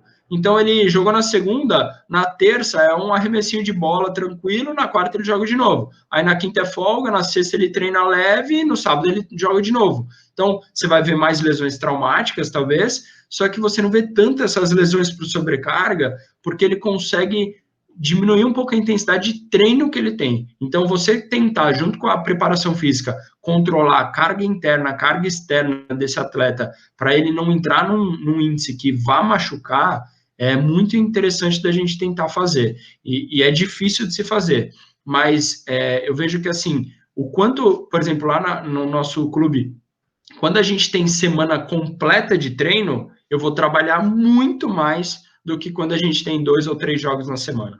Então, se eu tenho jogo, por exemplo, na quarta e no sábado, eu sei que eu vou ter muito mais tranquilidade com os atletas, porque é uma semana de jogo, eles vão se poupar, entre aspas, em alguns fatores. Então, por exemplo, segunda-feira é um treino pesado. Terça-feira, que é um dia antes do jogo, vai ser um treino mais leve. Não tem como eles fazerem um treino absurdo. Então, vai ser um treino mais leve. Aí eles vão no jogo, beleza. No outro dia, folga, eu vou atender quem precisa. Mas, teoricamente, o cara consegue descansar. Na sexta-feira, ele não vai ter um treino tão pesado porque tem um jogo no sábado. Então, você consegue manejar isso de uma forma melhor. Agora, se eu tenho a semana inteira de treinamento, treino 2 períodos, segunda, terça, quarta, quinta, sexta, aí eu vou começar a acumular fadiga, acumular lesão, acumular dores, e aí eu vou ter muito mais queixa. Então, a gente vê que o índice de lesões aumenta muito, e queixas, principalmente, aumenta muito quando a gente tem semanas cheias de treino e com poucos jogos. Vamos aproveitar o gancho aí e já perguntar como funciona essas temporadas de jogos e, em média, quantos jogos acontecem por mês, por semana, de uma forma bastante resumida aí. Você pode compartilhar com a gente. No basquete, assim, acho que o basquete está muito de parabéns, assim, em relação à divulgação do esporte e evolução do esporte, que esse ano mudou muito. Então, por exemplo, quando eu trabalhei em 2013 lá no Paulistano, a gente tinha jogo quinta e sábado, ou às vezes só quinta, era só assim, não tinha, dificilmente você tinha um jogo de segunda, terça ou quarta, era praticamente quinta e sábado, ou sexta e domingo, era uma coisa assim. E era tudo mais casadinho. Só que aí também o jogo não passava na televisão, não tinha tanta audiência, era muito diferente. Aí essa temporada eles fizeram uma coisa diferente, que eles conseguiram, que eu achei genial, que todos os jogos do Campeonato Brasileiro, do NBB, foram transmitidos ao vivo, todos. Então, eles fizeram parceria com vários lugares. Então, tinha jogo segunda-feira, na verdade, tinha jogo todos os dias. Então, tinha jogo segunda, terça, quarta, quinta, sexta, sábado, domingo. Então, a tabela se dissolvia durante os jogos, durante a semana. Então, por exemplo, para o campeonato é ótimo, para o fisioterapeuta é terrível, né? Porque cada dia está num lugar. Então, assim, às vezes a gente jogava de segunda-feira à noite, aí terça era folga. Ou tinha vezes que eu jogava de sexta, sábado era folga e domingo treinava. Então, a rotina, assim, ela fica uma bagunça completa, cara. A minha mãe me xinga todo dia, minha namorada, porque não tem horário, não tem dia. Às vezes tá lá, tipo, eu tô de folga. Que dia? Eu tô de folga na quarta de manhã. Só que eu vou trabalhar no sábado e no domingo. Então, também tem muito disso. Então, assim, como tinha jogo todos os dias, a gente tinha, às vezes, caía na rodada segunda, terça, ou quarta, ou quinta, ou sexta. E aí, por exemplo, o jogo de sexta-feira é um jogo tarde, é 9h30 da noite, se eu não me engano. Aí o jogo do sábado é de manhã, é meio-dia.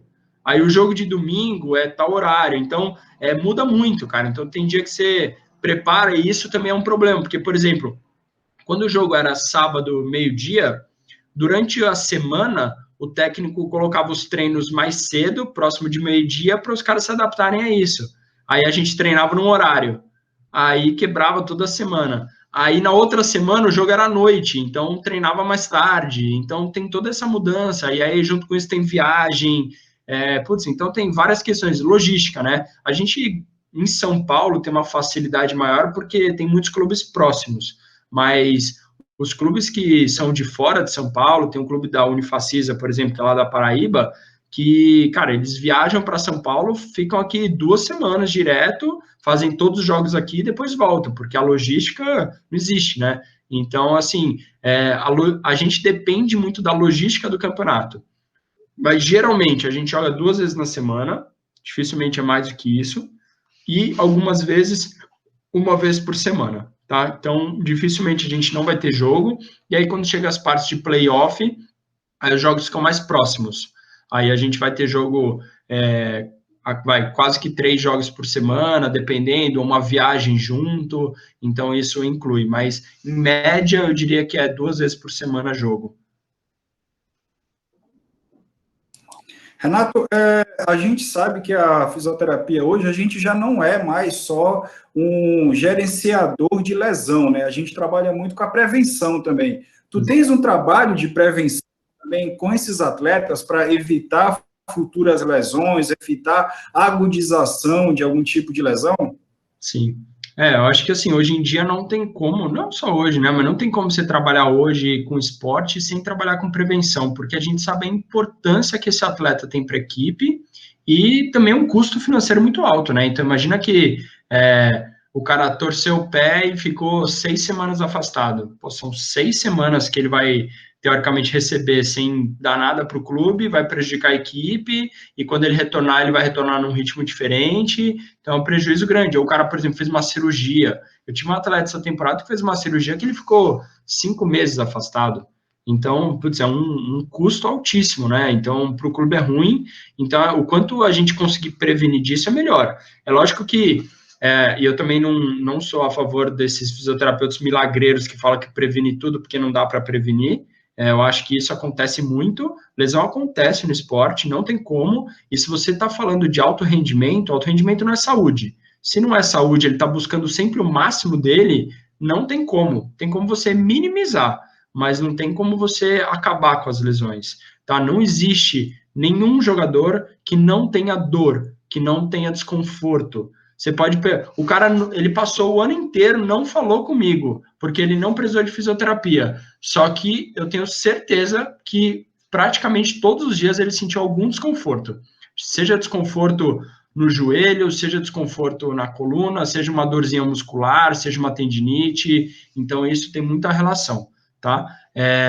E isso é a primeira coisa que eu acho muito importante. E aí, a prevenção, a gente tem de 2 formas. Então, a gente faz o seguinte...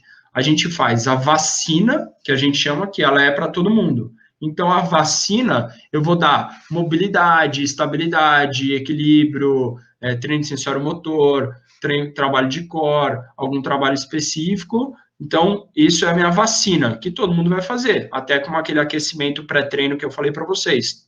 Agora, a prevenção mais específica é, por exemplo, eu tenho um jogador que tem um histórico de sempre ter dores lombares. Então, eu vou atuar diretamente com ele, de forma a ganhar mobilidade, a fazer exercícios de estabilização, fortalecimento, etc., segmentado ao treino dele. Então, ou senão eu tenho um jogador que ele operou na temporada anterior e agora ele está com a gente. Bom, então vou ligar para o fisioterapeuta dele, ver o que ele fez, ter toda essa interação e aí traçar um preventivo para ele, baseado no que ele teve de histórico de lesões anteriores. Então, coletar o histórico de lesões desses atletas antes é de extrema importância para eu poder prescrever alguma coisa específica para ele e também para eu conhecer melhor esse atleta. Por exemplo, eu tenho 2 atletas lá na equipe que tiveram cirurgia de tendão calcâneo. Então, eu sei que, por exemplo, a panturrilha deles é diferente, é pior, eles não conseguem saltar com a mesma intensidade. Então, eu vou tentar trabalhar com isso para minimizar essas diferenças. Não que eu vou zerar, mas que eu vou conseguir minimizar para ele não ter compensações futuras. Renato, eu sempre ouvi na minha época de faculdade, né? Eu acredito que até tu e o Thiago, que são mais novos, devem ter ouvido o termo receita de bolo, né? Na fisioterapia. Eu até evito usar um pouco isso, né? Nas aulas eu brinco, eu prefiro falar receita de brigadeiro de micro-ondas, né? Só para mudar um pouco. Tu tens alguma receita de bolo que usa nesses teus tratamentos? Varia, depende muito do tipo da lesão. Como é que funciona essa área aí? Cara, eu acho isso aí um tópico bem interessante de falar também, porque, na verdade, eu acredito que a gente não pode pensar em qualquer pessoa que eu vou tratar, seja atleta ou não, como uma receita de bolo, porque senão, não precisa de um fisioterapeuta. Senão eu pego qualquer pessoa, ensino a fazer e ele vira um técnico. Então, eu teria o fisioterapeuta e eu teria o técnico em fisioterapia, que o cara fica obedecendo minhas ordens, falando, quando acontecer essa situação, você faz isso. Quando acontecer essa situação, você faz aquilo. Cara, a gente não é assim. Eu acho que o diferencial da nossa profissão é um quebra-cabeça que a gente tem e vai tentando montar as pecinhas. Então, assim, eu vou dar um exemplo dessa lesão de tendão calcâneo desses 2 atletas. São atletas totalmente diferentes, de posição, fisicamente, condição física e tudo mais. Um eu trato de um jeito, outro eu trato de outro. E isso vai variar pela pessoa, pelo jeito que ele é. Varia com histórico esportivo, característica do corpo. Por exemplo, tem um atleta lá que se eu botar muita carga, ele vai sentir. E o outro, eu posso pôr a carga que for, que ele não vai sentir nada. Então, não adianta se eu passar o mesmo exercício para, vamos fazer exercício excêntrico. Aí um faz e não sente nada, o outro faz e não consegue andar no outro dia. Então, eu acho que essas receitas de bolo, na verdade, não existem. Eu acho que a gente tem alguns, eu não diria protocolo, eu não gosto dessa palavra, eu gosto de diretrizes. Então, eu tenho algumas diretrizes que me orientam para tomar decisões, mas ela é um caminho enorme. Então, eu tenho uma diretriz de recovery, mas daí eu vou me adaptando conforme eu tenho. Não adianta nada a diretriz de recovery falar que eu tenho que ter uma banheira com uma temperatura de 10 graus exato se eu não tenho essa estrutura. Então, não adianta nada o cara falar para mim que eu tenho que fazer, sei lá, tratamento com laser específico durante tantos segundos e depois eu vou fazer o exercício excêntrico na cadeira, não sei o quê, bababá. Tá, mas eu não tenho isso, eu faço o quê? Então, você vai se adaptar. Então, acho que o fisioterapeuta bom é o cara que se adapta às situações que ele tem e aí pega o que a literatura traz de bases, de diretrizes e consegue montar um plano de tratamento específico para cada um. Muito bom, exatamente, eu penso da mesma forma. Eu acredito eu até insisto com os meus alunos de que tudo vai depender da sua anamnese, da avaliação, do desempenho e do acompanhamento na evolução desse paciente, desse atleta, e a partir daí você então vai delineando as diretrizes, né, delineando o tratamento de acordo com o que as diretrizes demonstram. Mas aproveitando já em diretrizes e ideias aí de como mais ou menos você atua no tratamento, quais são os recursos que você mais utiliza e quais são os recursos que você percebe que funciona ou não funciona, ou que talvez você tem maior facilidade, por exemplo, eletroterapia, terapia manual, cinesioterapia, ou alguma técnica diferente aí que você aprendeu no longo da sua profissão? Queria que você compartilhasse com a gente aí. Eu acho que assim, só completando o que você estava falando, que é extremamente importante, então, se eu não avaliar o meu atleta direito e não coletar a história dele direito, eu vou ficar fazendo receita de bolo. Aí o fisioterapeuta faz um combo, né? A gente chama o combo da fisioterapia. Então, chega, faz exercício, depois faz choquinho, depois faz gelo, depois faz. Tipo, cara, por quê, né? Então, eu sempre falo para todo mundo que eu vou dar aula que eu não posso pensar o que eu vou fazer, eu tenho que pensar o porquê que eu estou fazendo. Então, eu vou aplicar o laser. Tá, o laser tem os efeitos dele teórico e tudo mais, específico, tá, mas por que eu vou aplicar o laser? Qual a fase que eu vou aplicar? Qual o momento? Então, assim, eu vejo alguns recursos que ajudam. Eu acho que no esporte a gente tem muito uma mística de aparelho, de que você precisa ter aparelho para poder trabalhar. Eu acho que a aparelhagem, ela é muito importante em fase aguda, principalmente, fase de trauma, tendinopatias agudas ou lesões musculares agudas, essa fase de reparo cicatricial, tudo, a gente não tem nem o que falar, e aí eu acho que principalmente o laser é um grande auxiliar para isso. Outros recursos eu nem utilizo muito, como ultrassom ou como uma eletroterapia, muito em casos pontuais, mas é aquela coisa, eu tô lá no clube, aí o cara chega para mim e fala assim, pô, faz um choquinho aqui em mim que eu gosto, eu vou falar para ele, não. Então, a própria terapêutica dele se sentir bem fazendo uma terapia já está ajudando o tratamento dele. Então, se dentro do contexto não vai me atrapalhar em nada, eu não vejo nenhum problema em fazer, tá? Então, acho que, assim, recursos eletrotermofototerápicos a gente utiliza muito em fases agudas, tá? Que eu acho que tem uma resposta muito boa. E aí, um pouco dessa mística de saber como que você vai usar o recurso, se você tiver, e se o atleta gosta ou não. Por exemplo, um atleta chega para mim e fala assim, eu gosto de fazer kinésio, mas ajuda? Eu vou falar, cara, depende. A maioria dos casos, não. Mas se ele falar assim, pô, eu me sinto bem para jogar, eu vou falar, não vou colocar? Coloca, vai atrapalhar ele? Não vai atrapalhar. Então, se ele se sente bem fazendo isso, coloca, eu não vejo problema nenhum nisso. Por isso que daí eu falo, por quê? Por que eu estou usando? Eu estou usando porque o cara se sente bem. Beleza. Tem alguma contraindicação? Não, não tem contraindicação. Então usa. Eu não vejo problema nenhum nisso, tá? Agora, o que é indispensável, eu acho que na fisioterapia, a primeira coisa é trabalhar com as mãos e ter uma sensibilidade de saber aonde você está mexendo e como você está mexendo.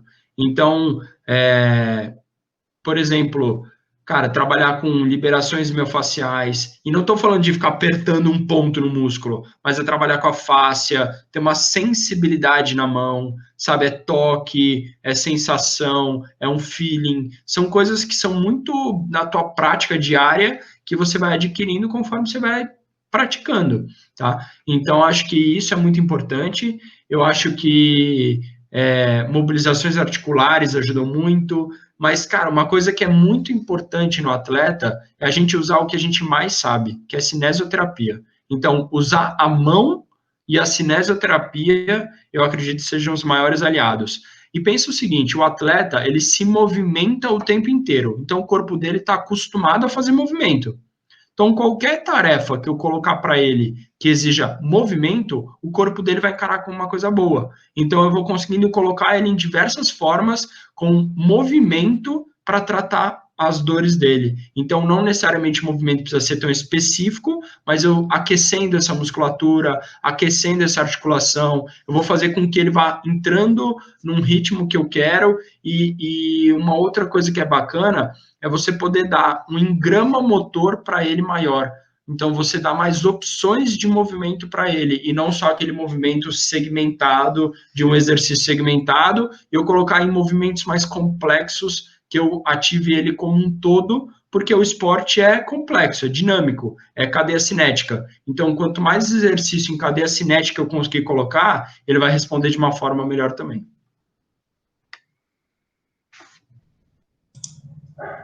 Santiago, deu uma travada, Santiago?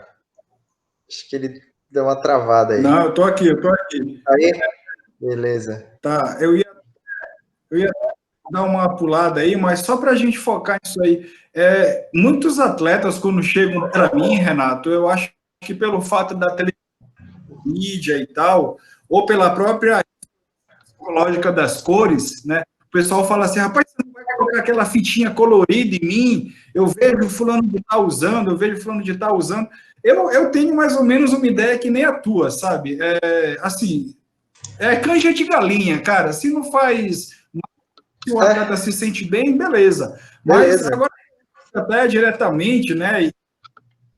E sem querer que entre muito questionamento, o que tu fala sobre o kinesiotaping? Tu falaste rapidamente aí. Eu, particularmente, não uso, cara. É só realmente, se o atleta quiser, eu uso ali e tal, para o que ele quer. Questão psicológica, quase um placebo, eu acredito. Tu usa kinesiotaping? Vou falar que tem duas situações que eu gosto de usar. Uma delas é em alguns entorses de tornozelo, para conseguir colocar uma bandagem um pouco mais elástica do que um esparadrapo, tá? Então, isso eu acho que talvez ajude, mas se eu tivesse um esparadrapo com uma qualidade melhor, talvez eu usasse esse outro esparadrapo, mas eu acho interessante. E, cara, eu uso o kinésio como uma outra ferramenta, como eu uso a minha mão. Então, eu faço teste e reteste. Então, por exemplo, estou com desconforto na posterior da minha coxa. Aí você vai lá, coloca a sua mão e, por exemplo, tenta tirar um pouco de pressão daquela região. Faz o movimento. Pô, melhorou. Cara, melhorou, então talvez esteja hipersensível àquela região. Vamos tentar tirar um pouco de aferência ali, vamos mudar um pouco essa aferência que ele está sentindo. Coloca um kinésio ali, pô, me senti melhor. Bacana, vai embora, vai para o jogo, vai para o treino, mas sempre mostrando que o cara não pode ficar dependente disso. Então, acho que eu uso para essa forma. E aí, uma coisa bem bacana, científica, que eu vi recentemente, que eu até falei em uma live sobre isso, o uso do kinésio é o seguinte, quando você fala para o paciente ou para o teu atleta, olha, eu estou colocando kinésio em você e não funciona, a chance de dar certo é muito pequena. Quando eu falo para ele assim, olha, tem evidências controversas, talvez melhore, talvez melhore. Agora, se eu chego e falo, cara, eu vou colocar a kinésio em você e você vai se sentir melhor. A chance de melhorar também é grande. Então, se eu vejo necessidade de usar, e eu vejo que o cara pede isso, num sentido não de curiosidade, mas de que ele acha realmente que vai melhorar, eu utilizo como um recurso para tentar ajudar ele nessa crença ou nessa questão dele. E aí também, aí eu volto, eu não preciso ser o herói da história, falar que fui eu que arrumei. Se ele falar que foi o kinésio, tudo bem. O importante não é o paciente melhorar. Então, acho que eu penso nessa questão também.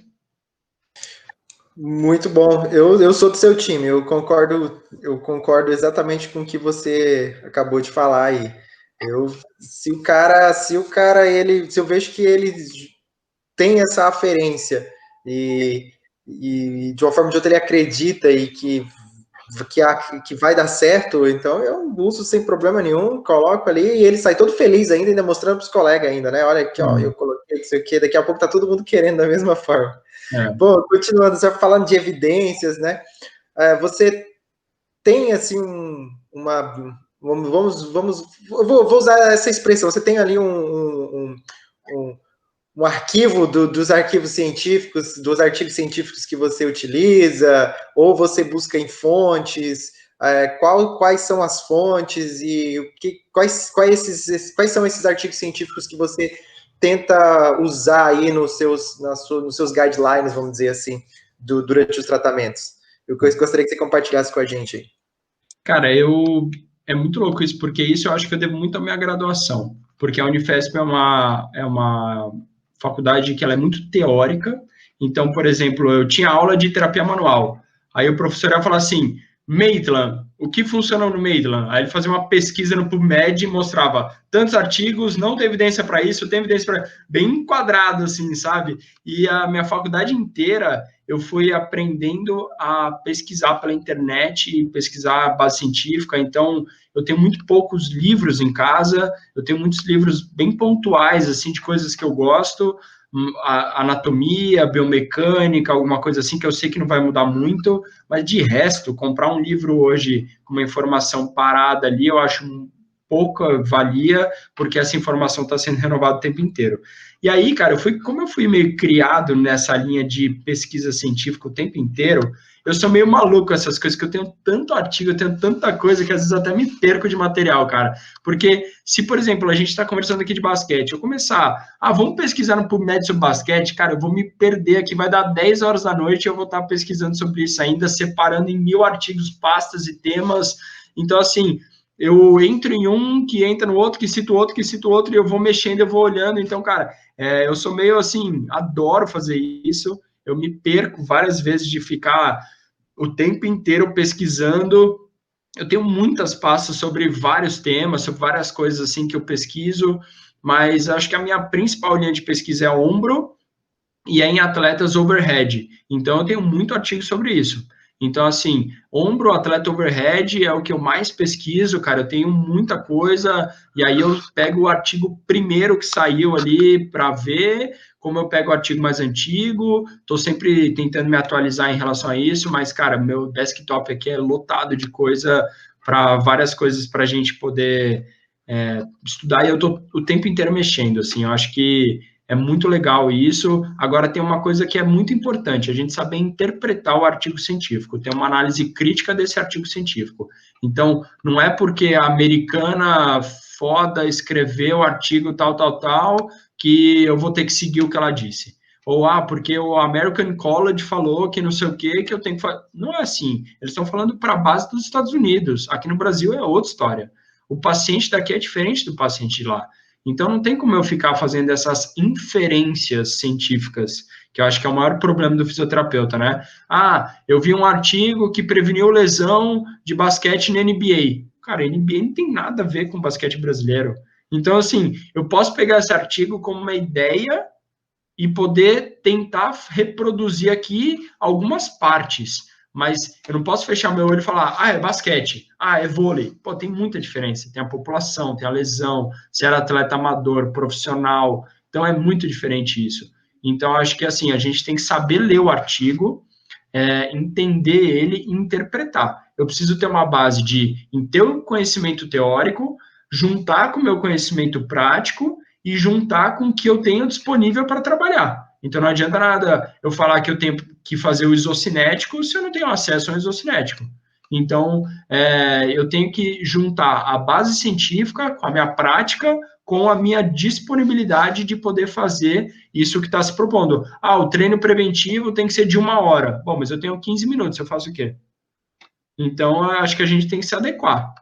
A gente tem que se adequar à nossa realidade e tentar. Por isso que é importante a gente fazer pesquisa científica, para a gente ir buscando as nossas respostas também em relação a isso, tá? Então, acho que é isso. E aí, por exemplo, quando eu vou tratar, não necessariamente eu uso um artigo específico, porque eu acho que a base de tudo é anatomia biomecânica e fisiopatologia de lesão. Então, se eu tiver essa base, eu consigo resolver quase tudo. E aí, quando eu tenho uma dúvida específica ou pontual, ou, por exemplo, nesse ano eu tive 2 fraturas de quinto meta. Putz, aí eu fui estudar específico fratura de quinto meta para ver questões de consolidação, de evolução de carga. E também tem uma outra coisa que é muito importante. Ao invés de só ficar no artigo, conversa com outros profissionais. Liga para o médico, liga para o fisioterapeuta, liga para um colega teu que já trabalhou, um cara mais experiente, um cara que é especialista na área. Putz, estou atendendo aqui, estou com uma dificuldade de fazer tal coisa, o que você acha? Vamos trocar ideia. Muitas vezes abre a cabeça para um monte de coisa que às vezes a gente não estava pensando porque a gente está o dia inteiro lá, né? Esse lance do PBE aí é uma coisa que a gente fala muito hoje, né? Trazer a pesquisa para a nossa prática do dia a dia, né? Não é só porque, sei lá, a revista britânica de medicina do esporte falou uma coisa que realmente aquilo na nossa realidade vai dar certo. Uma das coisas que eu uso muito de combate aqui, Renato, é a crioimersão, sabe? Realmente, eu acho que tu falaste aí o baldão, né? Então, eu acho que é mais ou menos isso aí, né? Inclusive, tem um artigo meu aceito, está saindo agora aí e tal, sobre isso. Tu usa essa crioimersão bastante, os atletas, eles aceitam bem, porque o pessoal do combate reclama, mas vai, sabe? Eles até no final do treino Alguns pedem, hoje vai ter banho de gelo, hoje a gente vai ficar no gelo. Como é que é com os atletas de basquete? Tu usa isso? Eu tenho uma dificuldade, cara, que o baldão para eles vai até a metade da coxa. Então, esse é um problema bem grande, assim, que a gente tem um problema. Então, por exemplo, o cara do MMA tem 1,60 m, 1,70 m, sei lá, e aí é complicado. O cara entra, vai até o peito dele. Agora, o cara do basquete, meu, eu tenho um jogador lá de 2,14 m, que ele chega para mim e fala, cara, não vou fazer baldão. Eu falei, por quê? Entra no baldão. Cara, ele entrou no baldão, subiu acima do joelho dele. Aí eu falei, meu, desencana, então ele tá fazendo nada. Então, o que a gente. E ele quer fazer para o quadril dele. Então, o que a gente faz? A gente faz a nossa Game Ready brasileira, né? Que daí eu chamo de jogo pronto. É o jogo pronto. Então, eu pego, por exemplo, um monte de gelo em saco, envolto o quadril dele, passo o papel. Aquele transparente lá para prender e, cara, vamos embora. Então, acho que eu tenho que me adaptar com o que eu tenho também. Mas, assim, eu vejo isso muito, a ciência, eu acho que ainda falta muito estudar isso, porque é uma cultura muito grande, tá? Que a gente tem de crioimersão. Para ser bem sincero, eu nunca tive coragem de entrar no baldão, e eu acho que eu preciso, porque realmente deve ser uma coisa bem desagradável. Então, eu acho que a gente tem que entender melhor em relação à temperatura da água, tá? Ao quanto que está entrando de temperatura da água, tempo de permanência, tá? Porque hoje a gente fala 10 graus, né? Então, 1 minuto por grau, teoricamente, mas, cara, a gente não tem uma evidência concreta para falar sobre isso. Eu também não tenho nenhuma evidência de frequência que eu tenho que usar. Então é a cada treino, é uma vez por semana, é 2 vezes por semana, eu não sei quanto que eu tenho que usar. Então, acho que a gente falta muita ciência para isso, só que aí também eu misturo com uma outra coisa. Tem cara que não gosta. Não gosta. Então, tem cara que o baldão tá muito gelado, o cara fala, meu, não consigo ficar, meu pé dói os dedos, eles entram de meia, coloca a meia nos dedos porque dói. Então, assim, é muito do pessoal do cara gostar também. Ele chega para mim e fala, meu, não gosto de fazer baldão, não quero fazer. Não vai fazer, entendeu? Então, acho que também não adianta nada eu forçar o cara a fazer uma coisa que eu acho que vai ser boa para ele. Se eu tivesse uma certeza muito grande que ia ser bom para ele, eu juro que eu ia tentar de todas as formas colocar ele no baldão. Agora, se ele não se sentir à vontade, eu não coloco. Mas tem muito atleta que fala, meu, eu quero, vai ter, hoje eu estou precisando. Aí o cara entra e se sente melhor. Então, acho que eu costumo ver, e lá eu instituí mais ou menos a cada 3 treinos fortes, 3 ou 4 treinos fortes, a gente faz um baldão. Então, por exemplo, treinou segunda de manhã, segunda à tarde, terça de manhã, terça à tarde eu faço um baldão. Então, ele fez, 4 treinos.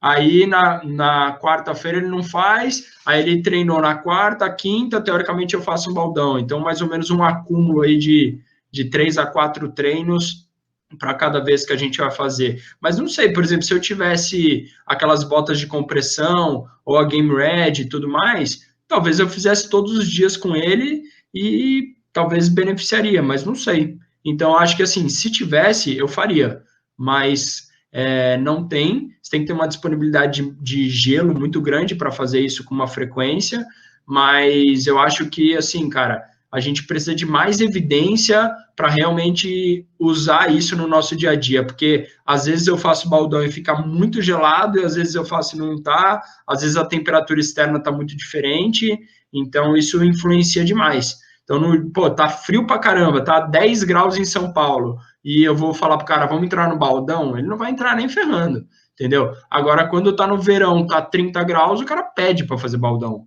Então, também tem essas questões culturais que a gente tem. Por exemplo, o nosso ginásio não é climatizado. Então, imagina, se eu tivesse num ginásio climatizado, todo maravilhoso, com uma temperatura adequada, aí tá tudo ótimo. Agora, a gente tá treinando, o cara tá treinando de manga comprida embaixo, morrendo de frio, e eu vou colocar ele no baldão? Talvez o cara vai ficar até doente, entendeu? Então, eu acho que tem por isso que essas diferenças culturais e o que o artigo lá de fora mostra para cá, totalmente diferente. Aí não faz frio. Se fazer baldão é uma coisa. E o cara aqui em São Paulo, imagina o cara em Porto Alegre, tá no inverno, ele vai fazer baldão? Não vai. Então, assim, eu tô de casaco aqui, vocês estão de camiseta, entendeu?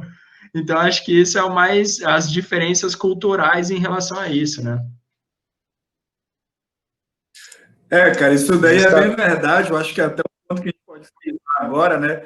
Antes da gente começar a gravação, eu estava conversando com o Thiago. O Thiago é de Rondônia, né? Eu estou aqui no Amazonas. Aqui a gente está com 35, 38 graus. Eu imagino que São Paulo aí agora está fazendo o quê? 10 graus? Alguma coisa dessa natureza, né? Deixa eu ver. Hoje está um dia bem nublado, assim, mas ó, a gente tá. Eu amanheci hoje, estava 8 graus. Nossa.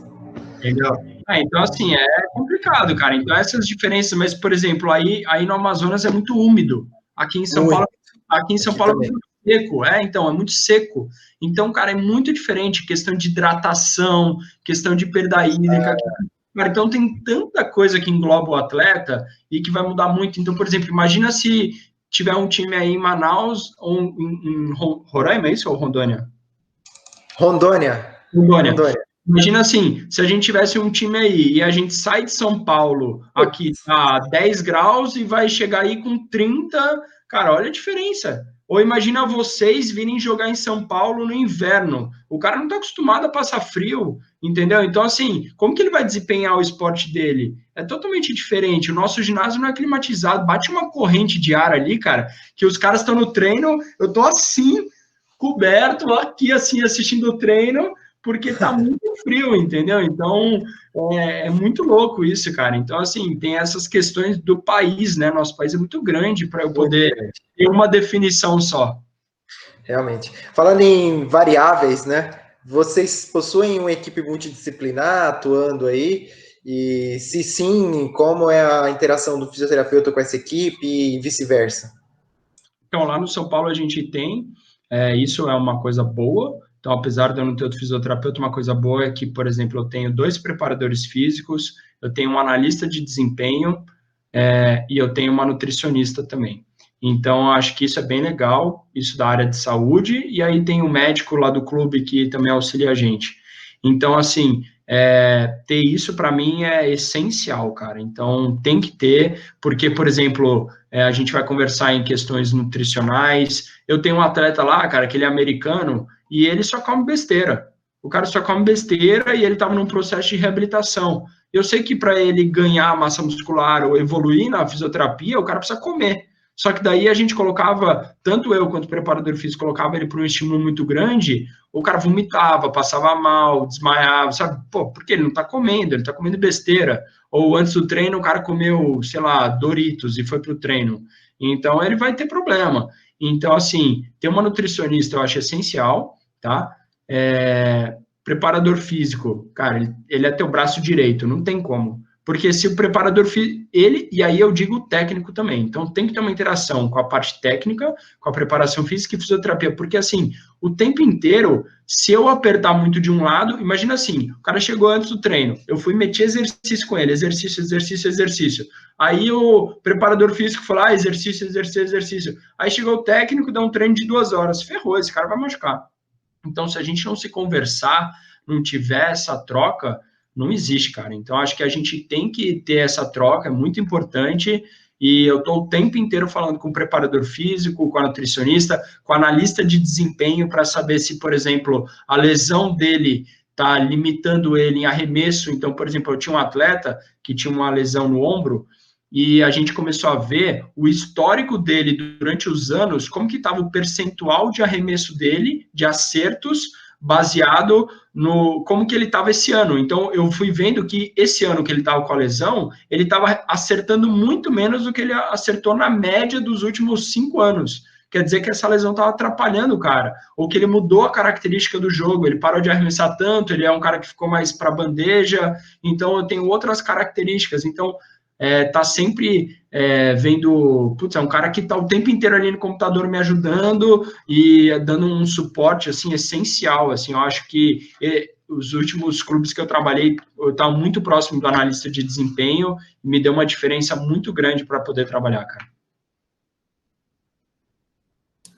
Cara, já falando dessa questão de tecnologia, né, tu falaste do analista de desempenho que usa muito computador e tal, tudo mais. Com o basquete, tu usas algum tipo de software, alguma coisa mais tecnológica para poder avaliar, para poder tratar o atleta? Qual é o futuro da reabilitação do basquete? Cara, eu acho que de software de avaliação a gente tem um, que é da Natália Bittencourt, que é o FAST, acho que alguns conhecem, que é uma coisa bem legal, assim, para a gente poder utilizar, que pode se utilizar para o atleta, tem uns protocolos bem bacanas. E, assim, em relação à fisioterapia de tecnologia, cara, eu uso muito questão de vídeo para gravação de movimento. Então, por exemplo, se o cara tá com alguma queixa, eu tô com alguma coisa específica, eu posso filmar ele fazendo aquela tarefa e depois eu mostro. Isso é até uma coisa que eu faço junto com o analista de desempenho. Então, a gente pega, por exemplo, os filmes dos jogos e pode analisar e mostrar para o atleta alguma questão em relação à movimentação, em relação à dor ou em relação a alguma coisa assim. Que mais? Eu uso um aplicativo de goniômetro, se eu precisar, que é o Clinometer, que é um aplicativo que me ajuda para amplitude de movimento. Mas, cara, tecnologia em si, hoje eu não utilizo tanto porque eu não tenho muito acesso. Mas acho que seria interessante ter, sem dúvida nenhuma. Pô, se eu pudesse ter acesso a termografia, se eu pudesse ter acesso a, sei lá, medidas de sangue para saber se esse cara está em fadiga ou não está, ou fazer uma escala para isso, putz, seria genial. Então, hoje a rotina lá no clube, os preparadores físicos mandam um questionário para eles todos os dias, que é um questionário que relata fadiga, humor, estresse, etc., para mapear esse atleta e ver se o treino está sendo muito intenso para ele ou não. Mas eu acho ainda uma coisa que talvez precise de mais. Mas eu acho que, assim, é uma coisa que a gente precisa cada vez mais incluir, mas eu não posso ficar refém disso. Eu tenho que usar isso como uma ferramenta para poder me auxiliar. Mas não quer dizer que se eu não tiver, eu não vou conseguir trabalhar. Muito bom. Quando você comentou nessa parte aí da equipe multidisciplinar, que a gente tem que trabalhar em conjunto, né? E principalmente com os exames de sangue. Na liga aqui que eu sou supervisor, eu tenho sorte que eu tenho farmacêutico, eu tenho biomédico, eu tenho o profissional de educação física também, a meninada ali do 7º, 8º período, né? E eles me ajudam muito. E realmente faz uma diferença enorme, principalmente na aferição aí dessa questão da fadiga. E aí, claro, né, que os marcadores deles, eles vão entendendo ali, passam o relatório depois pra gente, fica tudo muito mais fácil. E os atletas também gostam muito disso, né? Eles gostam de ter esse feedback, de saber que, pô, tanto aqui na parte física quanto na parte aqui da bioquímica, da biomedicina, eu também tenho esses dados a serem desenvolvidos. Quer falar uma coisa? Eu queria, porque assim, lá a gente fez um teste de usar um dispositivo de mensuração de carga interna e carga externa no atleta, que teoricamente tem uma informação animal, só que os atletas não gostaram, porque eles tinham que usar aquele coletezinho lá que parece um top, e que você coloca o GPS aqui. E, cara, é desconfortável, ficava apertado, e era ruim, aí o cara vai se... É diferente você fazer no futebol, que o cara tá usando as pernas. Agora, no basquete, que ele tá o tempo inteiro com o braço acima da cabeça, é muito difícil, cara. Então, é uma mensuração complicada. No vôlei, eu tive a oportunidade de trabalhar com um preparador físico, que eles usavam um cinto que tinha, tipo, um pendrive dentro, que mensurava a altura do salto e a média de saltos que ele tinha dado. Então, quando eu terminava o jogo, eu conseguia saber quantos saltos aquele atleta fez, qual foi a altura máxima, qual foi a altura mínima e qual que é a média de altura que ele fez no jogo. Então, eu conseguia mensurar um pouco o volume dele ter feito. Mas no basquete é mais difícil, porque como é um esporte de contato, o cara tá caindo o tempo inteiro. Então, ele pode cair e quebrar o aparelho, que custa caro. E ainda mais se você coloca esse que é para cima, ele vai usar o braço e vai atrapalhar um pouco a mecânica. Então, os atletas não gostavam. Era uma coisa desconfortável e não ficava muito legal, e aí não deu para usar. Aqueles, pelo menos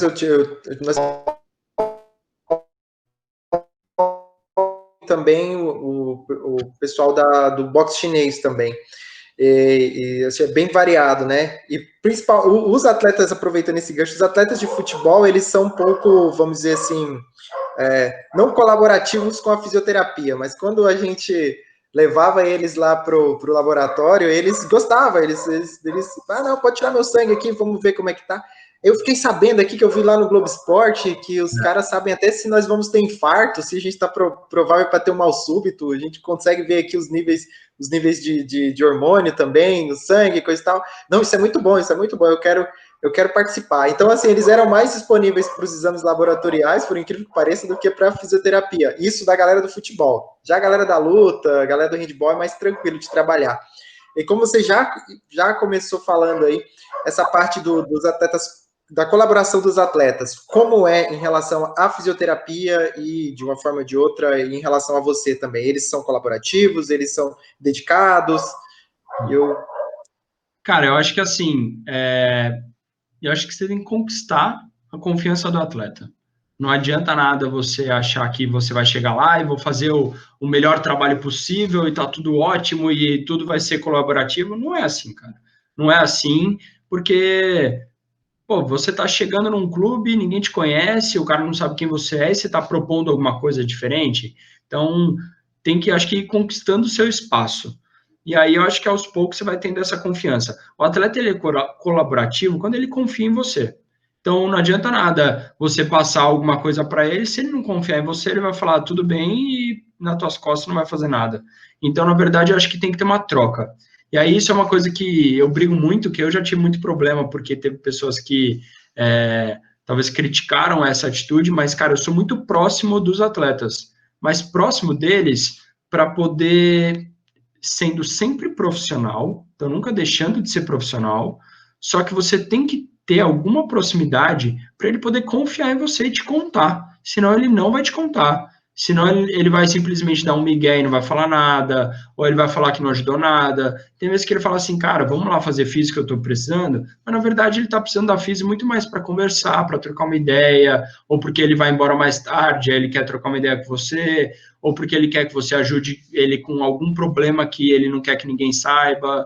Então, cara, tem tantas questões aí envolvidas que eu acho que, na verdade, o atleta ele colabora com quem ele confia. É lógico que tem uma hierarquia no sentido de que, olha, eu estou propondo um treino preventivo, vamos dizer, eu estou fazendo o aquecimento. Se o cara não quer fazer, o problema é dele também. Eu não posso ser pai e mãe do cara de ficar pegando na mão e falando para ele, vem aqui, vamos fazer. Mas, então, acho que tem que ter um profissionalismo.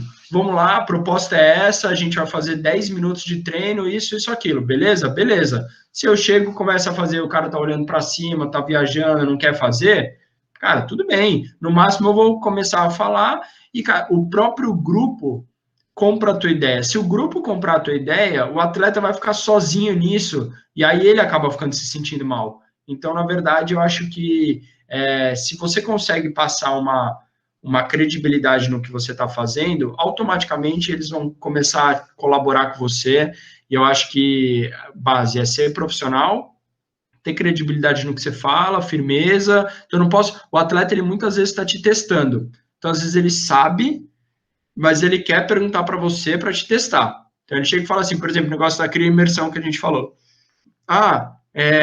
Pô, eu tô a fim de fazer baldão. Aí você fala, beleza. Mas baldão funciona? Aí você fala, pô, depende, não sei o que, para isso, aquilo, tal. Aí ele, tá, entendi. Mas então, você sabe se isso aqui funciona? Porque comigo, não sei o que, blá, blá, blá. Ou seja, ele tá o tempo inteiro meio te questionando para saber se ele pode confiar em você. Porque ele tá ali no ambiente dele, cara, ele tá meio se sentindo acuado, então ele vai querer te questionar para saber se você tem conhecimento sobre o assunto. Então, acho que isso é muito importante, você ganhar a confiança do atleta para ele poder comprar a sua ideia também. Renato, a gente já está perto de 2 horas de papo, né? Apesar de eu estar sinceramente satisfeito demais e nem percebi esse tempo todo. Então, só para a gente ir finalizando, até para não tomar tanto o teu tempo, sei que tu tem outras coisas para falar, eu queria que tu falasse sobre os teus projetos, sobre os teus cursos aí, e também que deixasse uma mensagem final para os nossos alunos, tanto aqui da live da UFAM, como para a Lari da Faculdade de São Paulo, né? Eu queria que tu deixasse também uma mensagem e falasse dos seus projetos aí. Legal. Cara, eu queria agradecer primeiro pela oportunidade, eu acho que é um bate-papo, assim, muito legal, que enquanto eu estava falando, eu comecei a pensar assim, nossa, eu estou falando um monte de coisa que, teoricamente, é do bastidor, assim, né? E, cara, a gente tem que se ajudar, a gente tem que ser parceiro, tem que ser companheiro, então, quem está ouvindo a gente falar agora, ou vendo, cara, esse cara, ele tá aprendendo, agregando conhecimento, sabe? A gente tem que se fortalecer mesmo. Então, acho que esse tipo de papo ajuda muito e é muito bom. E eu falando aqui, veio várias coisas na minha cabeça que só ajudam. Então, quanto mais eu passo, mais eu aprendo e é uma troca muito boa. Então, eu queria, assim, agradecer muito a oportunidade de poder estar falando isso para vocês. Em relação ao projeto, eu já venho aí há 2 anos montando o Ombro no Esporte, que é o meu Instagram, que, na verdade, é uma empresa que eu montei, assim, em relação a isso, para disseminação de conhecimento no ombro. Então, eu não só trabalho com ombro, mas a minha área de especialidade, principalmente para acadêmica, ela foi voltada para ombro e é o que eu gosto de falar bastante e estudar. Então, a maioria das minhas coisas é em relação a isso. Então, o Ombro no Esporte é um projeto que eu comecei há 2 anos e venho replicando conhecimento para outras pessoas, para tentar agregar, ajudar e tentar trocar experiências com pessoas que trabalham com ombro em atletas ou não atletas, tá? E aí, recentemente, na semana passada, na quinta-feira, a gente lançou o nosso primeiro curso, que é um curso que eu juntei junto com um médico para a gente poder falar sobre o manguito rotador. Então, a primeira escolha de ter um médico do meu lado, para mostrar que a gente precisa trabalhar junto e que o paciente ele vai ser muito agregado quando a gente está trabalhando em equipe, tem um conhecimento de várias áreas, então isso é muito importante. Então, assim, ter um médico ao meu lado, aliado a mim, me ajuda muito para as tomadas de decisão, para a gente saber o que vai fazer em cada momento com o paciente. Então, eu estou o tempo inteiro me comunicando com o médico, seja no clube, seja na clínica, para saber se, o paciente está com muita dor, o que a gente pode fazer, o que você acha? Você acha que nessa fase a gente vai mais para cá ou mais para lá e vai traçando a conduta junto? Eu acho que a gente tem que trabalhar em conjunto. Então, esse é o primeiro intuito. Outra, que o agregar conhecimento ao fisioterapeuta, que vai poder ver esse curso, em relação a ele ter uma noção muito boa de ortopedia, que sempre falta e que é muito importante. Então, nesse curso, por exemplo, a gente escolheu o manguito porque é a lesão e a condição que mais a gente vai atender. E o que a gente mais quer com esse curso é mudar a vida da pessoa que está lendo, que está vendo. É realmente agregar conhecimento do cara mudar o dia a dia dele. Em falar assim, eu vi um negócio lá no curso do Renato e eu consegui aplicar com o meu paciente, eu consegui mudar a minha conduta terapêutica. Ou quando eu fui ver meu paciente, eu consegui mudar a conduta, o pensamento que eu estava tendo de raciocínio com tal lesão. Então, acho que essa é a intenção de fazer isso. Então, nesse curso, a gente vai abranger tudo. A gente vai ter tanto a parte básica de anatomia, de decisão de tomada clínica, exame de imagem, a gente vai ter uma parte de tratamento conservador, tratamento cirúrgico, que o Paulo vai ensinar como ele faz a cirurgia, para a gente saber o passo a passo, vai ter tratamento pós-operatório, retorno ao esporte, avaliação funcional, discussão de artigo científico, discussão de caso clínico. Então, cara, eu acho que é quase uma pós-graduação que a gente está fazendo nesse sentido, porque todas as vezes que a gente faz curso, são sempre cursos segmentados, né? Vou fazer o curso de tratamento pós-operatório, curso de avaliação, curso de teste funcional, e na verdade a gente quis agregar tudo, para que realmente o cara que acreditar no nosso projeto, ele fale assim, eu entrei lá e eu realmente tive tudo, para que não seja uma informação quebrada, entendeu? Para que a gente consiga realmente ajudar. Então, acho que essa é a nossa maior intenção. Esse curso chama Manguito Rotador, do diagnóstico ao tratamento, e é a abordagem minha como fisioterapeuta e do Paulo como ortopedista, que é um cara também bem bacana, assim, que a gente trabalha junto há muitos anos, e acho que é uma experiência bem bacana de poder compartilhar com vocês também. Eu conheci o Renato, né, se nem só posso usar esse termo conheci, através de uma live que ele fez junto com o Paulo, né? E realmente eu fiquei assim bem satisfeito com a forma como vocês vão montar o curso, e eu achei muito legal o slogan do curso, né? Que vocês não querem que o aluno saia de lá bom, vocês querem que o aluno seja foda, né? O aluno tem que sair de lá foda em manguito rotador. Cara, isso daí é uma coisa que abriu a cabeça, realmente, né? Então, assim, inclusive a gente vai deixar esse vídeo no nosso canal do YouTube, mas na descrição do vídeo a gente vai colocar o contato do Renato aí com o Instagram dele, com o canal dele, com o contato do curso dele também. E, galera, como eu gosto de falar, eu recomendo e a Life recomenda também. Professor Tiago, suas últimas palavras aí, nos despedindo. Bom, primeiro, muito obrigado por compartilhar aqui, e eu estou muito feliz e saio satisfeito depois dessa live aqui, depois dessa entrevista, vamos dizer assim, desse bate-papo, porque realmente eu me senti em casa, eu me senti realmente falando da mesma altura, com um profissional sério, com um profissional bacana, e o que tá, isso com certeza gabarita você a desenvolver mais curso e também de uma forma de divulgar e que os alunos sejam fodas mesmo, que eles saiam fodas, e com certeza eu vou indicar, e eu tenho a absoluta convicção de que vai valer a pena caso vocês participem, e estará em boas mãos, porque é um profissional foda também, pode ter certeza. E sem dúvida, eu queria deixar totalmente em aberto, assim, que espero que depois que passar essa pandemia a gente possa se conhecer pessoalmente, né, porque realmente acho que vai ser bem bacana. Então, por exemplo, lógico que um curso online ele agrega muito, mas, cara, você tá ali do lado do profissional e poder tá ao vivo ali com a pessoa é muito legal. Uma coisa que a gente fez nesse curso que vai tentar minimizar isso, a gente vai ter encontros ao vivo durante o curso para poder ir tirando dúvidas também. Mas, cara, é um curso de ombro, eu acho muito bacana também a gente estar presencial, porque é uma troca muito bacana de poder conversar. Espero poder ir um pouco para aí, não conheço as cidades, então acho que seria bem bacana em relação a isso. Mas, assim, eu acho que eu queria dar uma mensagem para todo mundo, que seria nunca largar a parte acadêmica, nunca deixa de estudar, continua estudando, ou fazendo parte de uma liga acadêmica, mesmo depois de formado, ou de um grupo de pesquisa, ou de um grupo de atendimento, não sei, mas alguma coisa disso em relação ao estudo, não pode parar. Mistura bem a tua prática, então pratica bastante, porque é o que você vai conseguir formar o teu jeito de trabalhar, e forma o teu jeito de trabalhar, não o que o outro quer falar para você. Então, o intuito do curso, ou das minhas lives, ou do meu Instagram, não é falar, faça igual eu faço. Não, eu não quero isso. Eu quero que vocês formem a forma de vocês trabalharem. Eu vou estar só ajudando. Eu vou estar só auxiliando vocês nesse caminho. Então, acho que essa é a ideia principal.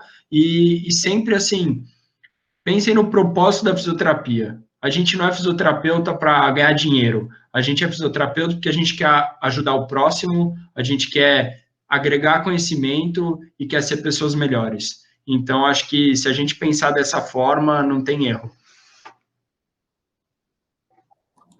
Senhores, é isso aí. Eu só quero agradecer, tá, a presença de vocês mais uma vez. Muito obrigado, Renato. Tá? Já fica o convite, né, para depois dessa pandemia, né, você vir conhecer aqui o Amazonas, com certeza, conhecer Rondônia e vir dar um curso aqui para a gente, né, para a gente conseguir deixar os alunos fodas, né, em Manguito Rotador e também na fisioterapia esportiva. Senhores, muito obrigado. Obrigado. Assistindo a gente, valeu, tá? Avante, a gente encerra por aqui. Tchau. Valeu, galera. Tchau. Valeu, tchau. Valeu. E aí? Corta aí, Thiago. Renatão, valeu, cara.